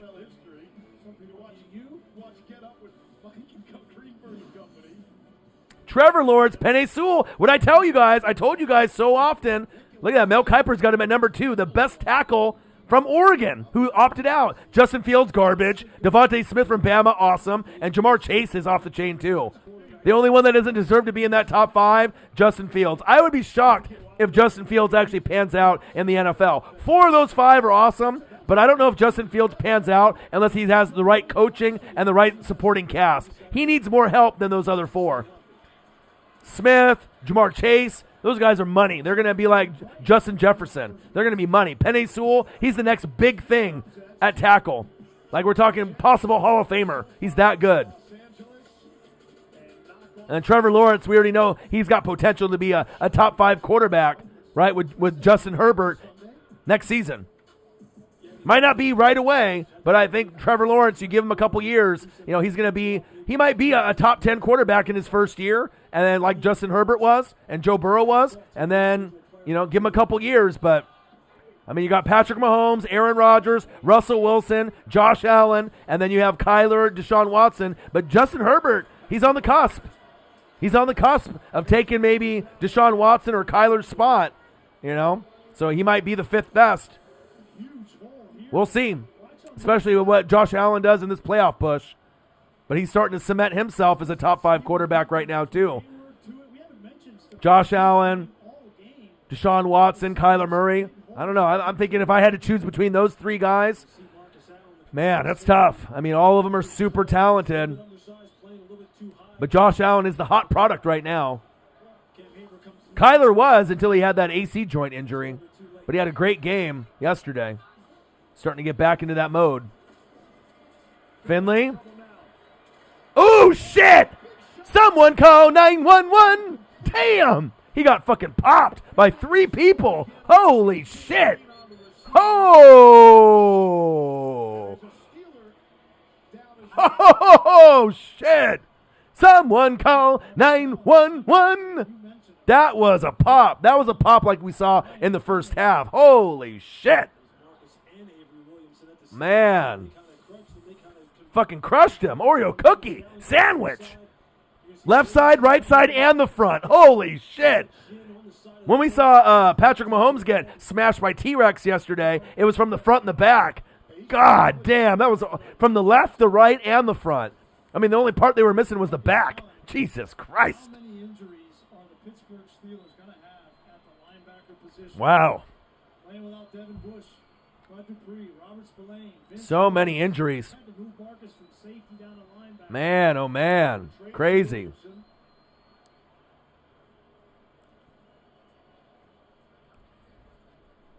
They definitely hitting today. Bud Dupree and Devin Bush are Look at those injuries. Robert Spillane came in. I remember Brutal. that he had on Derrick Henry in the Tennessee Titans game where he kind of announced his arrival. You watch the tape, Marcus Allen, a converted safety, making plays all over the place.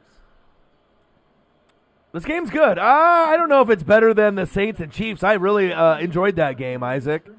I was surprised more Chiefs and Saints fans didn't show up, though. Maybe because it was just the 1 o'clock start and it wasn't Sunday Night Football. If it was Sunday Night Football, maybe we would have had more. But, I mean, that was one of the biggest games of the year. I was kind of shocked that we didn't get more fans to come in the building and watch the game. But, you know, we had more for the Saints and the Buccaneers, obviously, since that's my team, in those two games rather than that matchup. But maybe the Saints fans knew that they were going to lose that game and they were just like, fuck it, I'm not going to watch this with the Northwest Sports Fanatics or what. But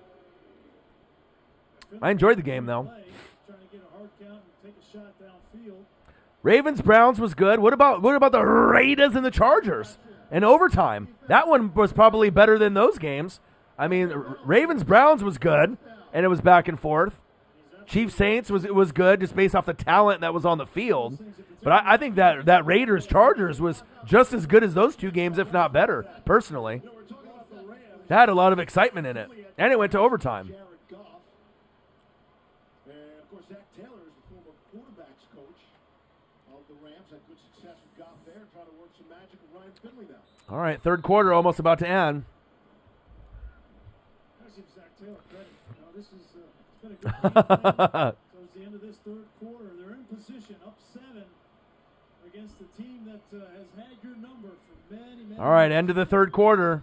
No question. Zach Bengals got to score something, though. You got to get at least 10 points in this fourth quarter, I think, for the Bengals to win. You're going to need to get a field goal and at least a touchdown. So, these are the 4 teams, huh? The disruptors and dynasty builders, the unsinkable and the undaunted. The right to be here isn't given.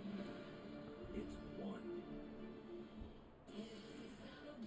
All right, fourth quarter. Yeah, I hope he's okay as well. You guys check out that new Mandalorian? Wow, man. That was something else. I'm not sure if you guys are nerds like me, man, but anything Star Wars related, I'm watching. But that season finale of Mandalorian was off the fucking chain. Season 2 was even better than Season 1. Season 1 was incredible, but then Season 2 was just fucking insane. I recommend if you guys haven't seen Mandalorian to watch it. It was very good. Pittsburgh Steelers, Cincinnati Bengals, live play-by-play and reactions with your boy Ryan and the Northwest Sports Fanatics. Make sure you guys subscribe to the channel. Smash that fucking like button either now or on your way out. Donate to your boy if you can, either on here, patreon.com/NWSF, or our GoFundMe. And if you're looking for merch, Northwest Sports Fanatic merch, link is below every video on our YouTube page. Follow me, Facebook, YouTube, Twitter, Instagram at NW Sports Fanatics. One more like for 55. One more donation of $5.05, and we hit our goal. I mean, obviously, we try to get 100 and 100, but if we don't have the, YouTube recommending the video, and we can get to 50 and 50, that's a good day. So we only need one more donation in the fourth quarter to hit the goal. I know we're going to get there. 5 more likes is 60. $5 more and 5 cents to hit the goal of 50. You guys are the best fans on planet Earth, the Fanatic family. I appreciate you guys. I love you guys. And like I said, I can't wait to do another giveaway. Going to be doing at least one more jersey, maybe 2. Probably one more during the beginning of the playoffs. One maybe at Super Bowl Sunday, maybe at halftime. And I'll probably try to do some NWSF hoodies, give some of those away as well. Fantastic year, man. I know 2020's been challenging and crazy. but you guys have really made it special for me, and I worked really hard to get to that 20K number, and you guys definitely helped me get there. I'll never forget it, and like I said, the next goal is 25K, and then we're going to be going from 1,000 videos to probably 1,500 to 2,000, 3.2, 3.3 million to 5 million, and then obviously we're just trying to keep grinding and grinding to expand the Fanatic family. All right, fourth quarter. Finley, hands off. There we go. There we go. Giovanni Bernard, first down, Bengals. Where was that in the third quarter? Bengals, that was your hot guy, right, in the first half. Keep pounding the rock if you want to pull off the upset. Giovanni Bernard, come on. Good blocking up front by the Bengals O-line. And good vision by Bernard. I wish Joe Mixon was playing. But Bernard is very capable, one of the better backups in the league. I mean, he was their starter for so long. And Lewis, he's never been that guy. Ben Jarvis, Greene, Jeremy Hill, always behind Joe Mixon. Bernard is running the show tonight. Ooh, Bernard running into a wall right there. Maybe a yard there. A yard or two. Coming up a little slow. 17-10 Bengals. 17-0 lead. 10 points in the third quarter by the Steelers. Uncle Mo switched from Cincinnati, and then he went to Pittsburgh with the terrible towel. What are we going to get in this fourth quarter? I'll tell you what, the Bengals need somewhere between 7 and 10 points to win this game. They cannot just get a field goal and think they're going to win. They need more. They need more. Finley, shotgun set. Handoff. Oh, Bernard just lost his balance. Could be 2017. Could be. Can't sit on his lead, though. Way too much time left for the Steelers' net offense. They've been behind this secondary. They've had the big shots there. And they could have blown this game open if Ryan Finley can put the ball out there and let his receivers go and get it. So by no means, this score could be a lot more.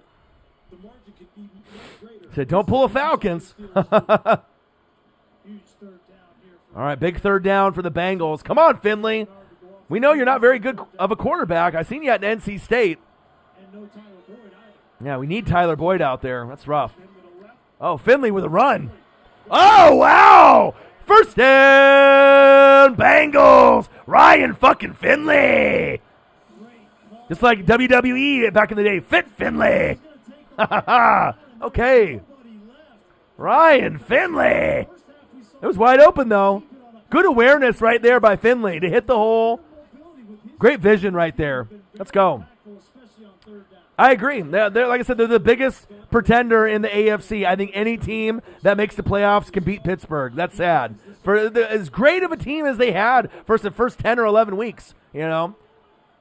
And it's not like Mike Tomlin is a bad coach. I mean, he was in the running for Coach of the Year within the first 10 or 11 weeks of the season. But it just shows you how important a running game is in James Conner and how important defensive players are.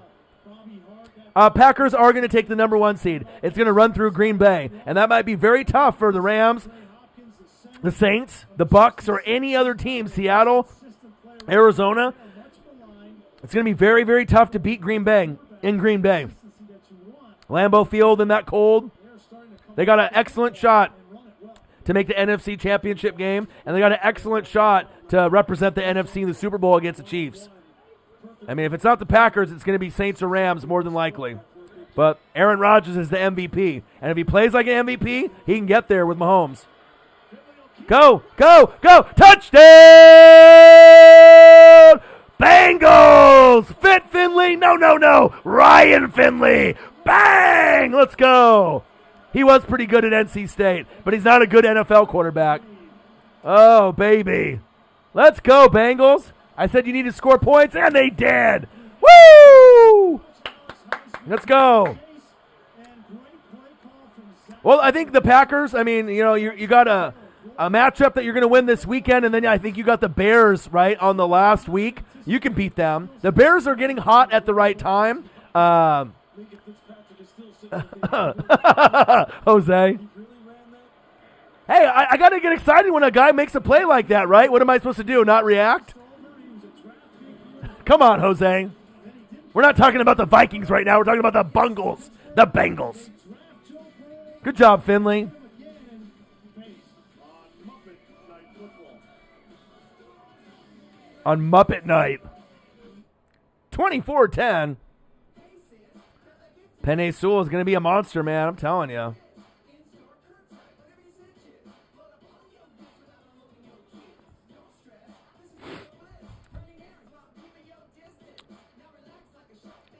Yeah, but Packers Nation, we'll see what the Packers can do. I mean, like I said, Aaron Rodgers is the MVP this season.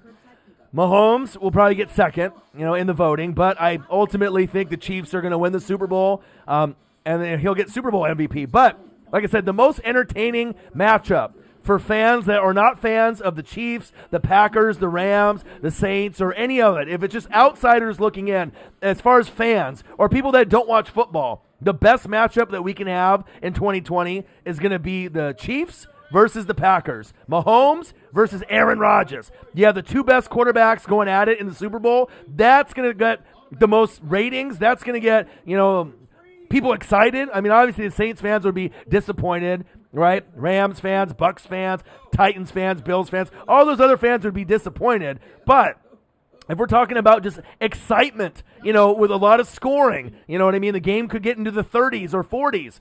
That's the game that you'd want to see. Because if the Saints are in it, they're going to hold Mahomes down a little bit. If the Rams are in it, we don't really know what kind of game we're going to get. But like I said, if you end up getting Chiefs-Packers, you're going to get a hell of a lot of offense, and it'll be a fun Super Bowl to watch. And it could go down to the wire, and who knows who could win, It's all offense for both of those squads. Chiefs' defense is better than the Packers. But like I said, it all depends on how these MVP quarterbacks play. And that's obviously the more entertaining matchup. Packers, Chiefs. Will we get that matchup? Who knows?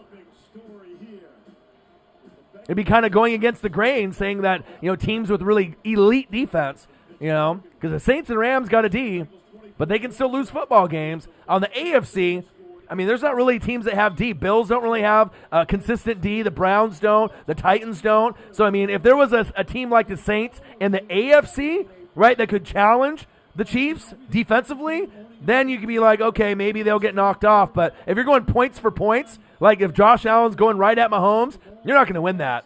Mahomes is going to find a way to outscore you at the end. There's a reason why they've only lost one game in 2 years.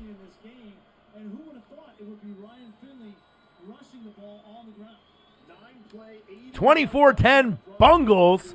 All right, Bengals, I see you. 4 more likes to 60, $5.05 to go to hit the goal. One more donation for 505 and 4 more likes to 60, and we're hit the goal. All right, kick in the back of the end zone.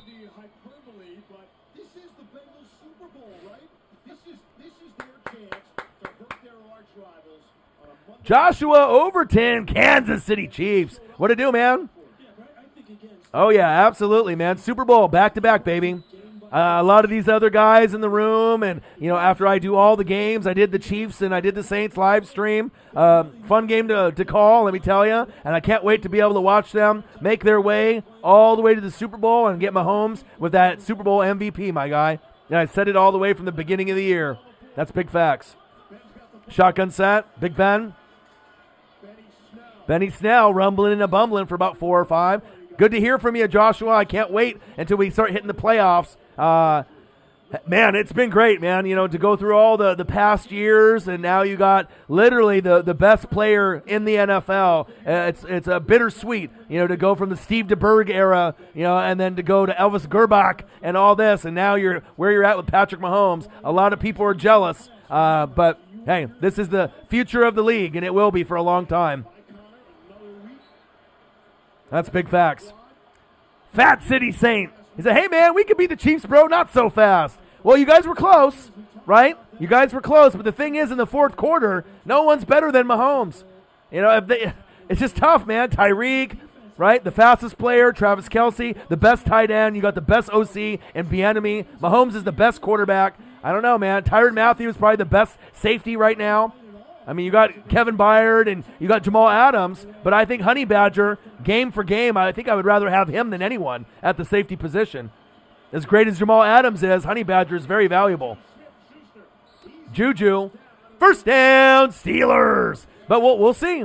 we'll see. A lot will be determined, and if we have another rematch with the Saints and Chiefs, it's possible, especially with the Saints having that good run game and elite defense. The only team that can really beat the Chiefs is the Chiefs if they get injured, right? And Clyde Edwards-Helaire, make him stare Helaire, the Fresh Prince of Bel-Air. You got Le'Veon Bell. So, I mean, if you wanted to point out a weakness there, Le'Veon Bell is more than capable of getting 10 to 15 totes or even 20. So I'm not worried about them one bit. Big Ben. Nice catch by Deontay Johnson. Yeah, defense was good, but, you got to have better quarterback play. And obviously with Drew Brees or Taysom Hill, that might be your guys' bugaboo from getting to the NFC Championship game or winning it. It's just having a healthy, consistent quarterback. You know what I mean? You guys got the run game. You guys got, the defense. I would have appreciated if Cameron Jordan didn't swing at haymakers at people's chins in the game, right? And obviously Michael Thomas didn't play, but it just seems like there's a lot of adversity with injuries and just shit that the Saints are going through. It's going to be a lot of pressure on those shoulders. They have the most pressure out of any team in the NFL to make shit happen, especially from the last 3 years. And hopefully they're mentally strong enough to make it, but they might break. They might break. They might make it and overachieve, but they might mentally break down, and we'll see. That's the thing. All right, man. Overton, my boy. Chiefs Kingdom in the building. What to do? Good hearing from you, man. Thanks for popping in. Go Chiefs. All right, shotgun set. Big Ben. Floater. Interceptor! What happened to my hands? That's the fourth dropped interception. Are you fucking kidding me? Are you fucking kidding me? The fourth.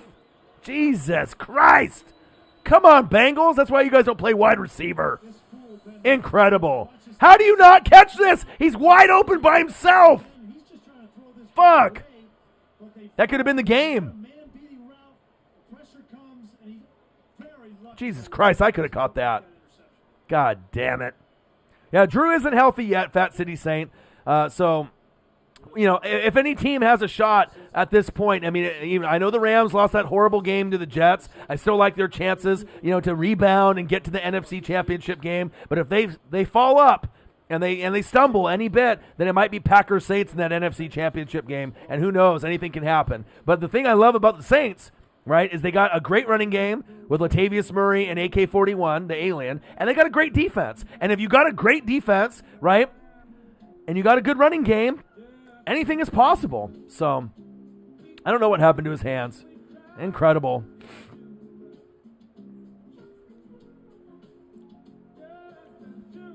But just that pressure, though, with the Saints, just with that adversity the last 3 years. I think a lot of other teams, like the Bills, are going to be loose and carefree. The Chiefs are going to be loose and carefree. Titans. There's not a lot of teams in the NFL that feel that weight on their shoulders from 3 consecutive years with tough losses based off bad refereeing, just unbelievable play calls with the Minneapolis Miracle and Diggs, or the push-off, obviously, by Kyle Rudolph, with the Vikings last year. So, if anyone's mentally tough enough to recover, it is the Saints. But, I'm telling you, they got a big weight on their shoulders. They really do.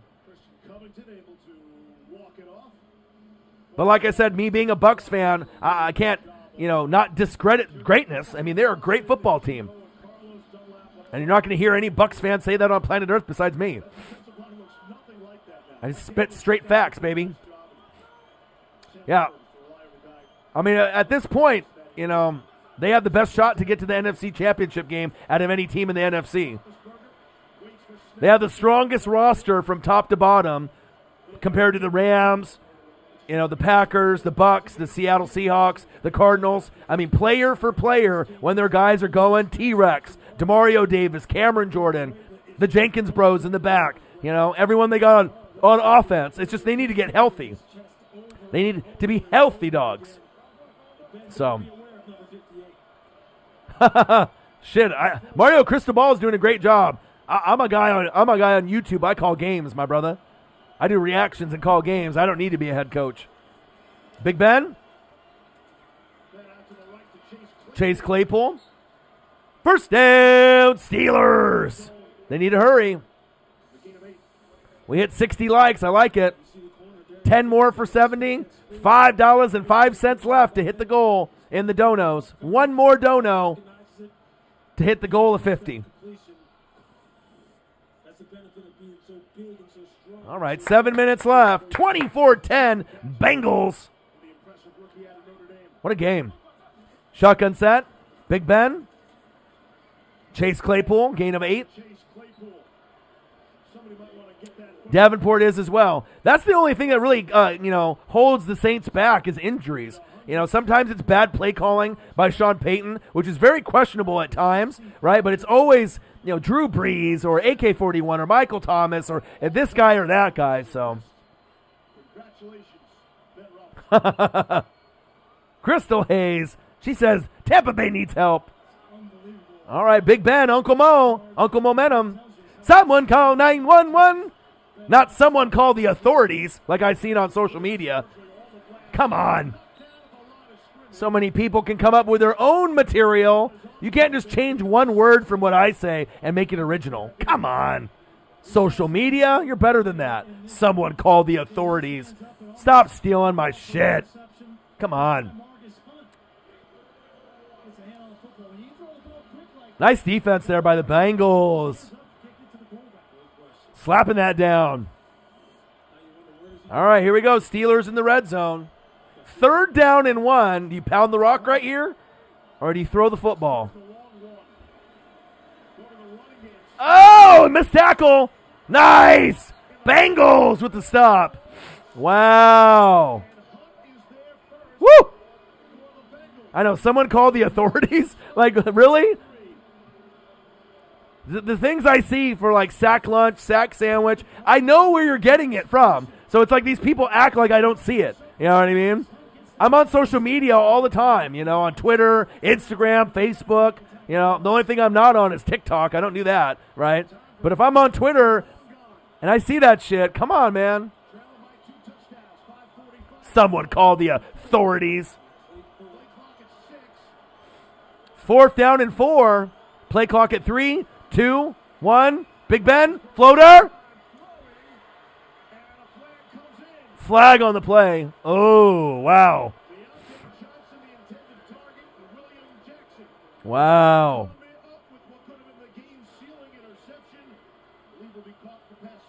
Pass interference. Woo. Woo. He knew the route. He knew what was coming. Pass interference. Defense, number 22. Man, he didn't even have to go over the top right there. He wasn't going to catch that. Come on, Jackson. You're better than that.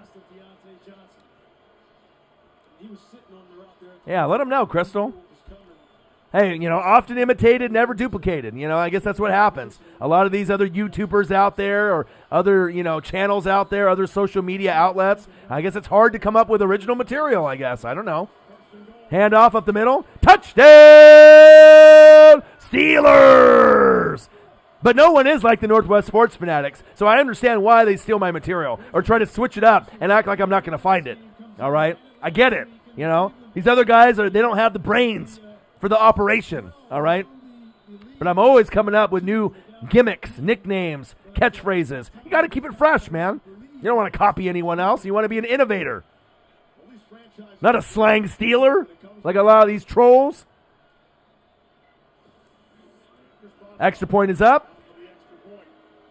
And it's good. 24-17. They need a field goal. What did I say? I said they needed 10 points to win the game, and they might need one more field goal to ice it to win the game. Your boy knows football. Let's go.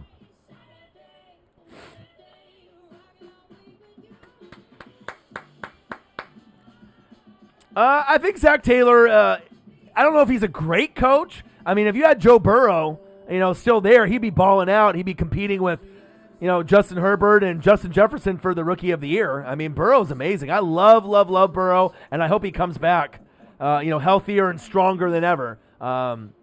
But I'm not sure if Zach Taylor is the right one. But, if you got Burrow and you got Joe Mixon healthy, you got Tyler Boyd. Avoid the Boyd, Tyler Boyd, and you got A.J. Greene, and, you got T. Higgins. I mean, you got some nice pieces. All you need is to build that O-line and build the defense, and then you got something there.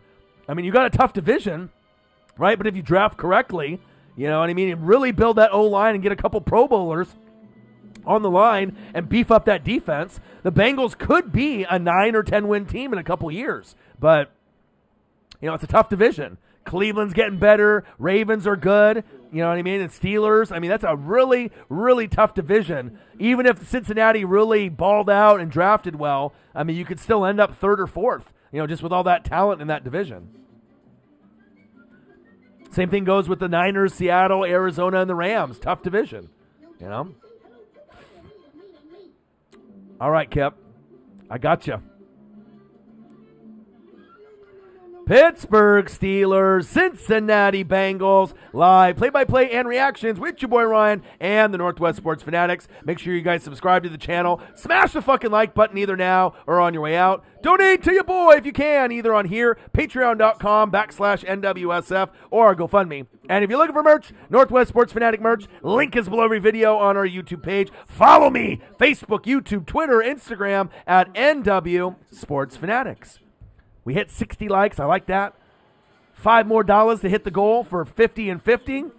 I know we can get that before the game ends. 24-17 Bengals. What a game, man.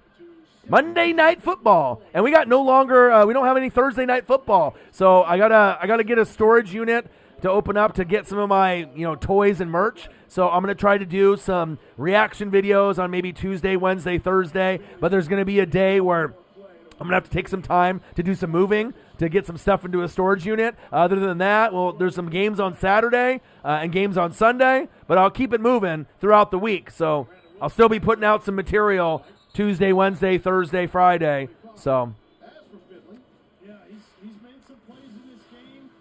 Early on, he made some plays throwing the ball, but he only has 89 yards passing. But this was a big one early. Jamison Mesa back in the building. 24-17, pretty good game, man. 63 likes. We need $5 more and 5 cents to hit our goal with the donos. Things are good, man. Good game. 17-0 Bengals at halftime. Steelers came back with Uncle Mo, and now we're getting to a point where one more field goal, one more touchdown will end this game for the Bengals. Anthony Ramirez, Raiders in the building, and Jamison Mesa in the building. What to do? Keep pounding that rock with Bernard, my guys. Let's go. I'll probably do some basketball. I mean, once I'll do the college football bowl games, and I'll do some NFL playoffs, and then once that ends, maybe I'll transition into AEW. Just maybe watching some AEW Dynamite live stream watch party. Maybe some NBA live streams because the NBA is going to be going on. MLB. Maybe I'll do some Sunday Night Baseball live streams. So I'll make sure we're still going to be doing primarily NFL all year round, but I'll be sprinkling in a little bit of other things out there so you can still hang out with your boy all year round. Shotgun set. Finley. Handoff. Bernard. Tackled from behind. Just short of the first down. Michael Bennett in the building. What to do? 7 more likes to 70. $5 more and 5 cents to hit our goal for 50. 24-17 Bengals. We're in the fourth quarter. 17-0. Bengals came out and almost decapitated Juju Smith-Schuster and Ebron. But the Steelers fought back in the second half, and now we got ourselves a game. 24-17. Can the Bengals hang on? We'll find out. 3rd down and 1. This could be the ball game here. Finley under center. QB sneak. I don't think he got it. Yeah, Giovanni Bernard trying to just hit him from behind and push him forward. I know, Anthony, right? And like I said that, the Raiders were going to end up going to the playoffs within the first 3 years in Vegas. Might not be the first year, but they'll be back next year. You better believe it. 3 minutes and 30 seconds and counting. 24-17 Bengals. First down, Bengals. So it looks like they gave him the spot. Move the chains. Now they're going to pound the rock and try to bleed this clock. 3 timeouts for the Steelers, though, so they're not going to just be able to bleed it and end the game. Eventually, Finley's going to have to QB keep it, QB sneak it, or throw the football, his weakness, using his arm. They're going to have to make some kind of play. 4 more likes to 70. We're almost there. 4 more likes, $5 more and 5 cents. Almost there, baby. 24-17, Bengals. They played good today, man. They came out with a lot of energy and a lot of fire. Steelers played really well in the second half, but maybe a little too late. Shotgun set. Finley. Keeper. Woo, shit. Ho. Pittsburgh with a timeout. Use 2 timeouts here if they're able to get this stop and the 2-minute warning and leave 1 timeout for his offense. That's why he didn't take that timeout after first down. Hey fans, don't forget Christmas Day kicks off 4. Count 'em. Let's go. Christmas Day, Vikings and Saints. So I'm not going to probably be able to see my family with COVID. So there is a good shot that I will be recording that game because I got to be at the house for my dad to stop by and drop off gifts. So there will be a chance that I will be doing the Vikings and Saints on Christmas Day. And then we got Saturday, we got the Bucks and Lions. It looks like there's a triple header. So maybe I'll try to get some of those games in, try to do at least 1 game on Saturday, and then do at least 1 game on Sunday as well. Yeah, I'm not sure if a team has ever gone 11-0 and lost 3 straight. I don't think so. If I had to put money on that, I don't think it's ever been done. They'll probably talk about it after the game is over.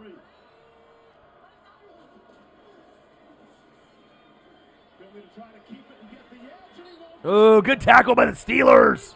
Wow, Minka. Future Hall of Famer. Timeout Pittsburgh. Uh-oh. Bills and Pats next Monday. Yeah, I'll try to do as many as I can. Yeah, having the game on Christmas is a little weird. Like Christmas Eve would be better, or the day after Christmas, but...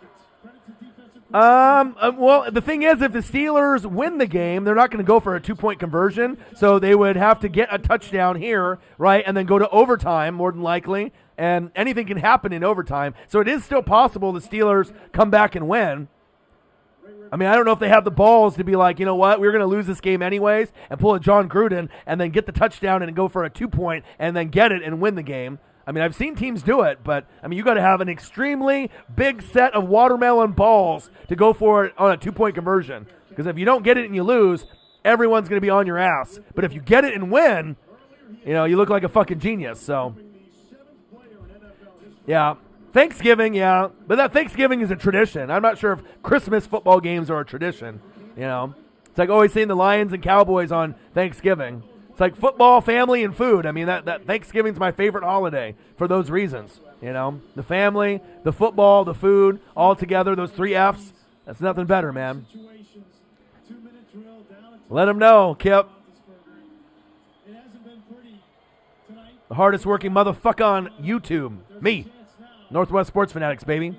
The best fans on YouTube. You, the Fanatic family. Appreciate you guys very much. All right, let's see if the Steelers can do it. I mean, they played like shit in the first half, down 17-0. Can they make it happen? Can the comeback come into fruition? Big Ben? Incomplete.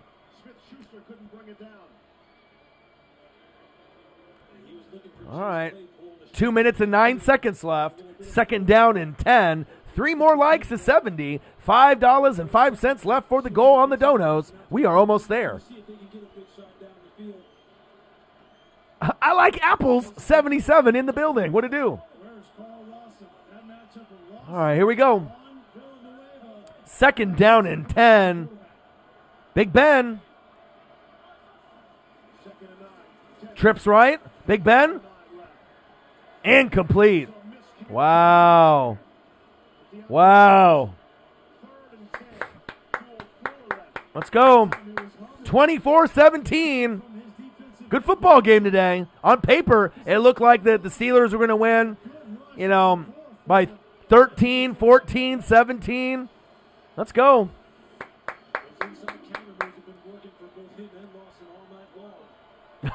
Not going to lie, the Steelers are kind of ass. What made you come to that conclusion? Everyone on planet Earth thinks that. Come on, I like apples. 77. Give me a better hot take than that.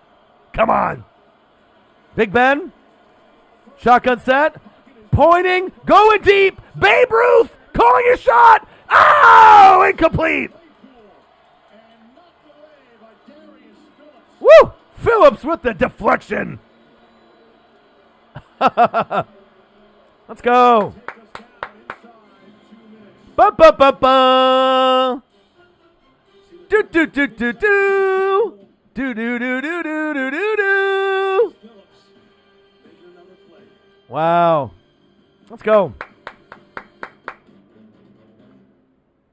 2-minute warning, 24-17 Bengals. We got the Pittsburgh Steelers. We got the Cincinnati Bengals. Live play-by-play and reactions by the best on fucking YouTube, your boy Ryan and the Northwest Sports Fanatics. Make sure you guys subscribe to the channel. Smash the fucking like button either now or on your way out. Donate to your boy if you can, either on here, patreon.com/NWSF or GoFundMe. And if you're looking for merch, Northwest Sports Fanatic merch, link is below every video on our YouTube page. Follow me, Facebook, YouTube, Twitter, Instagram at NW Sports Fanatics.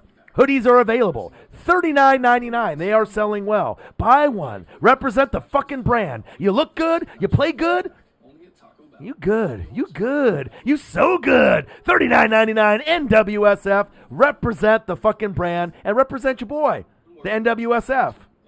$39.99. They look good, and they're very soft.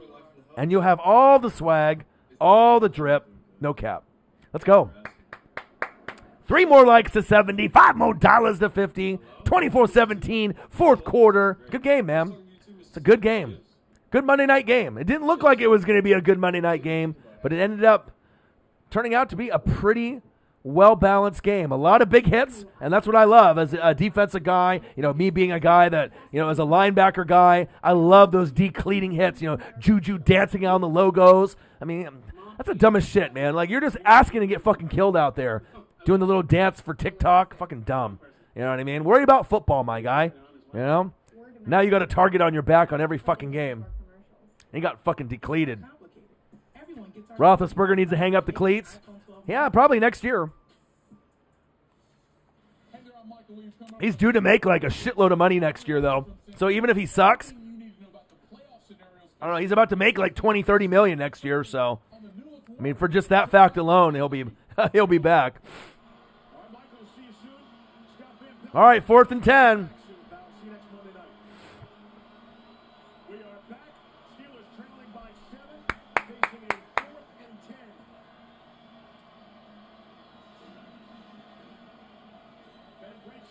All right, let's go.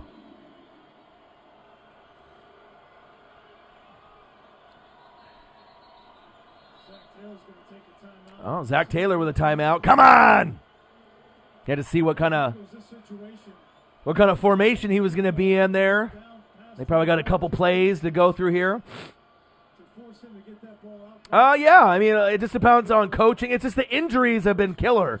A lot of the defensive injuries, Matt, Bud Dupree, Devin Bush, no James Conner tonight. If James Conner plays and he's healthy, the Steelers probably win this game. You know what I mean? But when you take away a strong piece in the offense and, of the biggest run stuffer on defense, I mean, Bud Dupree would have been an all-pro this year. So, and Devin Bush is nice from Michigan at the linebacker position. So, all right, here we go.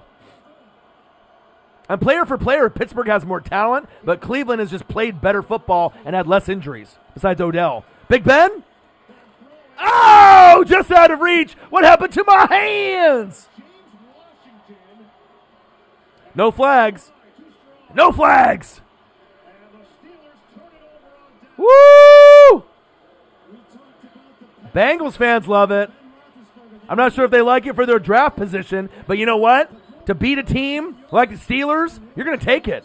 You're going to fucking take it. You know what I mean? They've already lost to Washington, Buffalo. Now the Bengals with no Burrow, no Joe Mixon, no Tyler Boyd.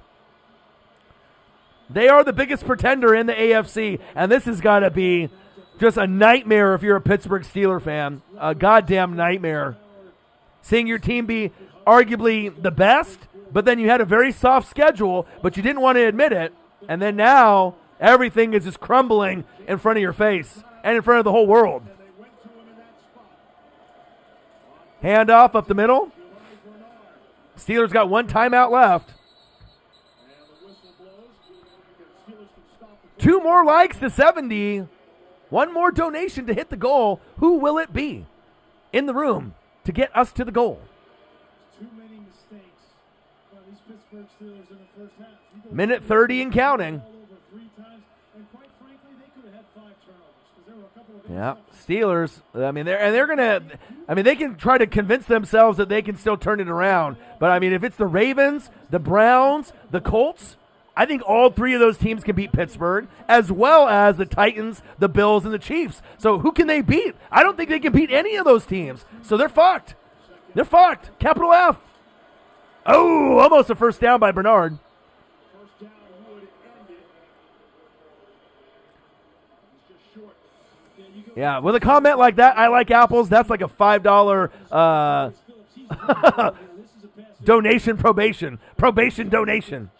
Chase Claypool, and you can see Deontay Johnson right away. He starts looking at the ref like, throw the penalty, throw the flag. Should have been Pittsburgh ball, first down. That's a crucial miss. All right, baby. 31 seconds left. 30 and counting. 3rd down and 1. You have to throw the flag in a big spot like that. 3rd and 1. Steelers All right. take that timeout. 20 seconds left. Pittsburgh Steelers, Cincinnati Bengals, live play-by-play and reactions with your boy Ryan and the Northwest Sports Fanatics. Make sure you guys subscribe to the channel. 20,000 subscribers and counting. Gang, gang, gang. The best fans on YouTube, you, the Fanatic family. Smash the fucking like button either now or on your way out. Donate to your boy if you can, either on here, patreon.com/NWSF or on GoFundMe. And if you're looking for merch, Northwest Sports Fanatic merch, link is below every video on our YouTube page. Follow me, Facebook, YouTube, Twitter, Instagram, at NW Sports Fanatics. Let's go. Looks like the AFC North may be on the line in that game. 20 seconds left. Pittsburgh No kidding, huh, Matt? moves to the 2 seed. 3rd down and 1. The AFC North would be in jeopardy. AFC North is in jeopardy. That'd be crazy if the Cleveland Browns win it. Week 17.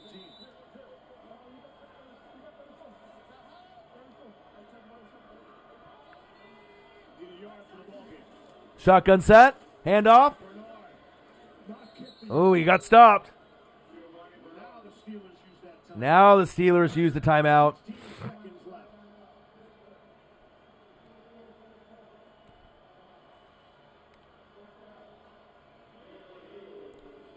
I mean, imagine going 11-0 and then losing 5 games straight. I mean, now it's 3 games straight, but they're about to lose possibly the last 2 also. That's insane. That's fucking insane. No team has ever done that, I think. Crazy. And they'll definitely lose in the first round. And then wouldn't that be crazy if they went 11-0, lost 5 in a row, and then they ended up going to the Super Bowl? That would be like the most crazy shit in sports ever. But it is 2020, you know what I mean? But imagine that. 11-0, 5 straight losses, and somehow they make the Super Bowl. It wouldn't happen, but it is 2020. Can. Hurry. Trying to draw him off sides. Take a timeout. So he was confident, not that confident right there. Once he called off, what do you think about it, right? All right, gotcha. Called a whale of a game tonight. Absolutely. To be in this game against this defense with your 3rd quarterback, and listen, I gotta be honest, talking with 2 teams going in 2 different directions. I didn't get the sense that they were real confident that Ryan Finley was going to come out and play well, but they had a game plan, and it wasn't predicated around his arm. It was more of his. So the only way that the Steelers can come back and win this game is if they block this field goal and run it all the way back for a touchdown. Wanted to point him out because Taylor calls all the plays. People don't get to know about Brian Callahan. Know about his Chance of that happening is like 5%, line coaches in the NFL. if that. He is their offensive 4th down and 1. Right down the middle, more than likely. Field goal attempt is up. Right down the fucking middle, like your boy said. And it's good. And it's a 10-point Bengals lead with 12 seconds left. Like I said, I told y'all. Remember when the score, right? 17-0? What did I say? What did I say? I said that the Bengals would have to score at least 10 points to win the game. Your boy knows football. Here in Cincinnati. Some said the score would be 2017. Nope. 17-0. They scored 10. The score is 27-17. Smart. Smart. Let's go. And again, just go back and watch their games. Watch how they competed. Watch how close they were. Tonight they put it all together, played a good game, and all the things that have plagued them all year long. On Pat McAfee's show, too, there was a Detroit Lion fan that's on the show, and he actually switched teams because he was so depressed with the Lions, and he decided to be a Steeler fan when they were 11-0. And now he's gonna dump them as his team now because now they've lost 3 straight, and it's his doing. He's bad luck. I can't wait to see him on the show tomorrow because he's not gonna have the Roethlisberger jersey on anymore. He is bad luck. Oh man. He's like, I'm going to be a Steeler fan now. Now they lost 3 straight. Oh, shit. Pat McAfee show's going to be fired tomorrow. Well, he went from being a Lions fan. He's in the booth, right? And then he decided to be a Steelers fan and be on the bandwagon. So he's like, that's better than being a Lions fan. And now they've lost 3 straight. And he said today that if they lost, that he would dump them as his team. Obviously, he's trying to be a bandwagon. So now it's 3 in a row by Pittsburgh. And that's it. Panic by the Steelers. They had time to figure it out. Now those 3 games are down to 2 to figure it out. All the talk about the physicality. Bengals with a better football team here tonight. Yeah, look, turnovers usually decide football games. You force turnovers. Man, what a game, huh? You never know what's going to happen in the NFL, and that's why we love this game. You know, the Jets beat the fucking Rams. The Bengals beat the Steelers. Anything can happen on any Monday, Thursday, or Sunday. And that's facts. Pittsburgh Steelers, Cincinnati Bengals, live play-by-play and reactions with your boy Ryan and the Northwest Sports Fanatics. Make sure you guys subscribe to the channel. Smash the fucking like button either now or on your way out. Donate to your boy if you can, either on here, patreon.com/NWSF, or our GoFundMe. And if you're looking for merch, Northwest Sports Fanatic merch, link is below every video on our YouTube page. Follow me, Facebook, YouTube, Twitter, Instagram at NW Sports Fanatics. I hope you guys had a great Monday night. I sure did. I got to go to the grocery store now. I keep grinding. I got to keep doing more things. Never resting, always grinding. I love you guys. I appreciate you guys. I hope you guys had a great Monday with me. I enjoyed you guys. It was a great game. A lot of surprises. And like I said, I'll be doing some reaction videos on Tuesday, Wednesday, Thursday. I do have some moving to do, getting some stuff into a storage unit. But other than that, I will be putting out videos Tuesday, Wednesday, Thursday, Friday. And then obviously we have some football on Saturday as well as Sunday. So you guys take care, be safe, and like I said, I'll be back very, very soon. And I got one question for you. Who you know talks sports like us? Your boy Ryan, the Northwest Sports Fanatics, and I'm out. Peace.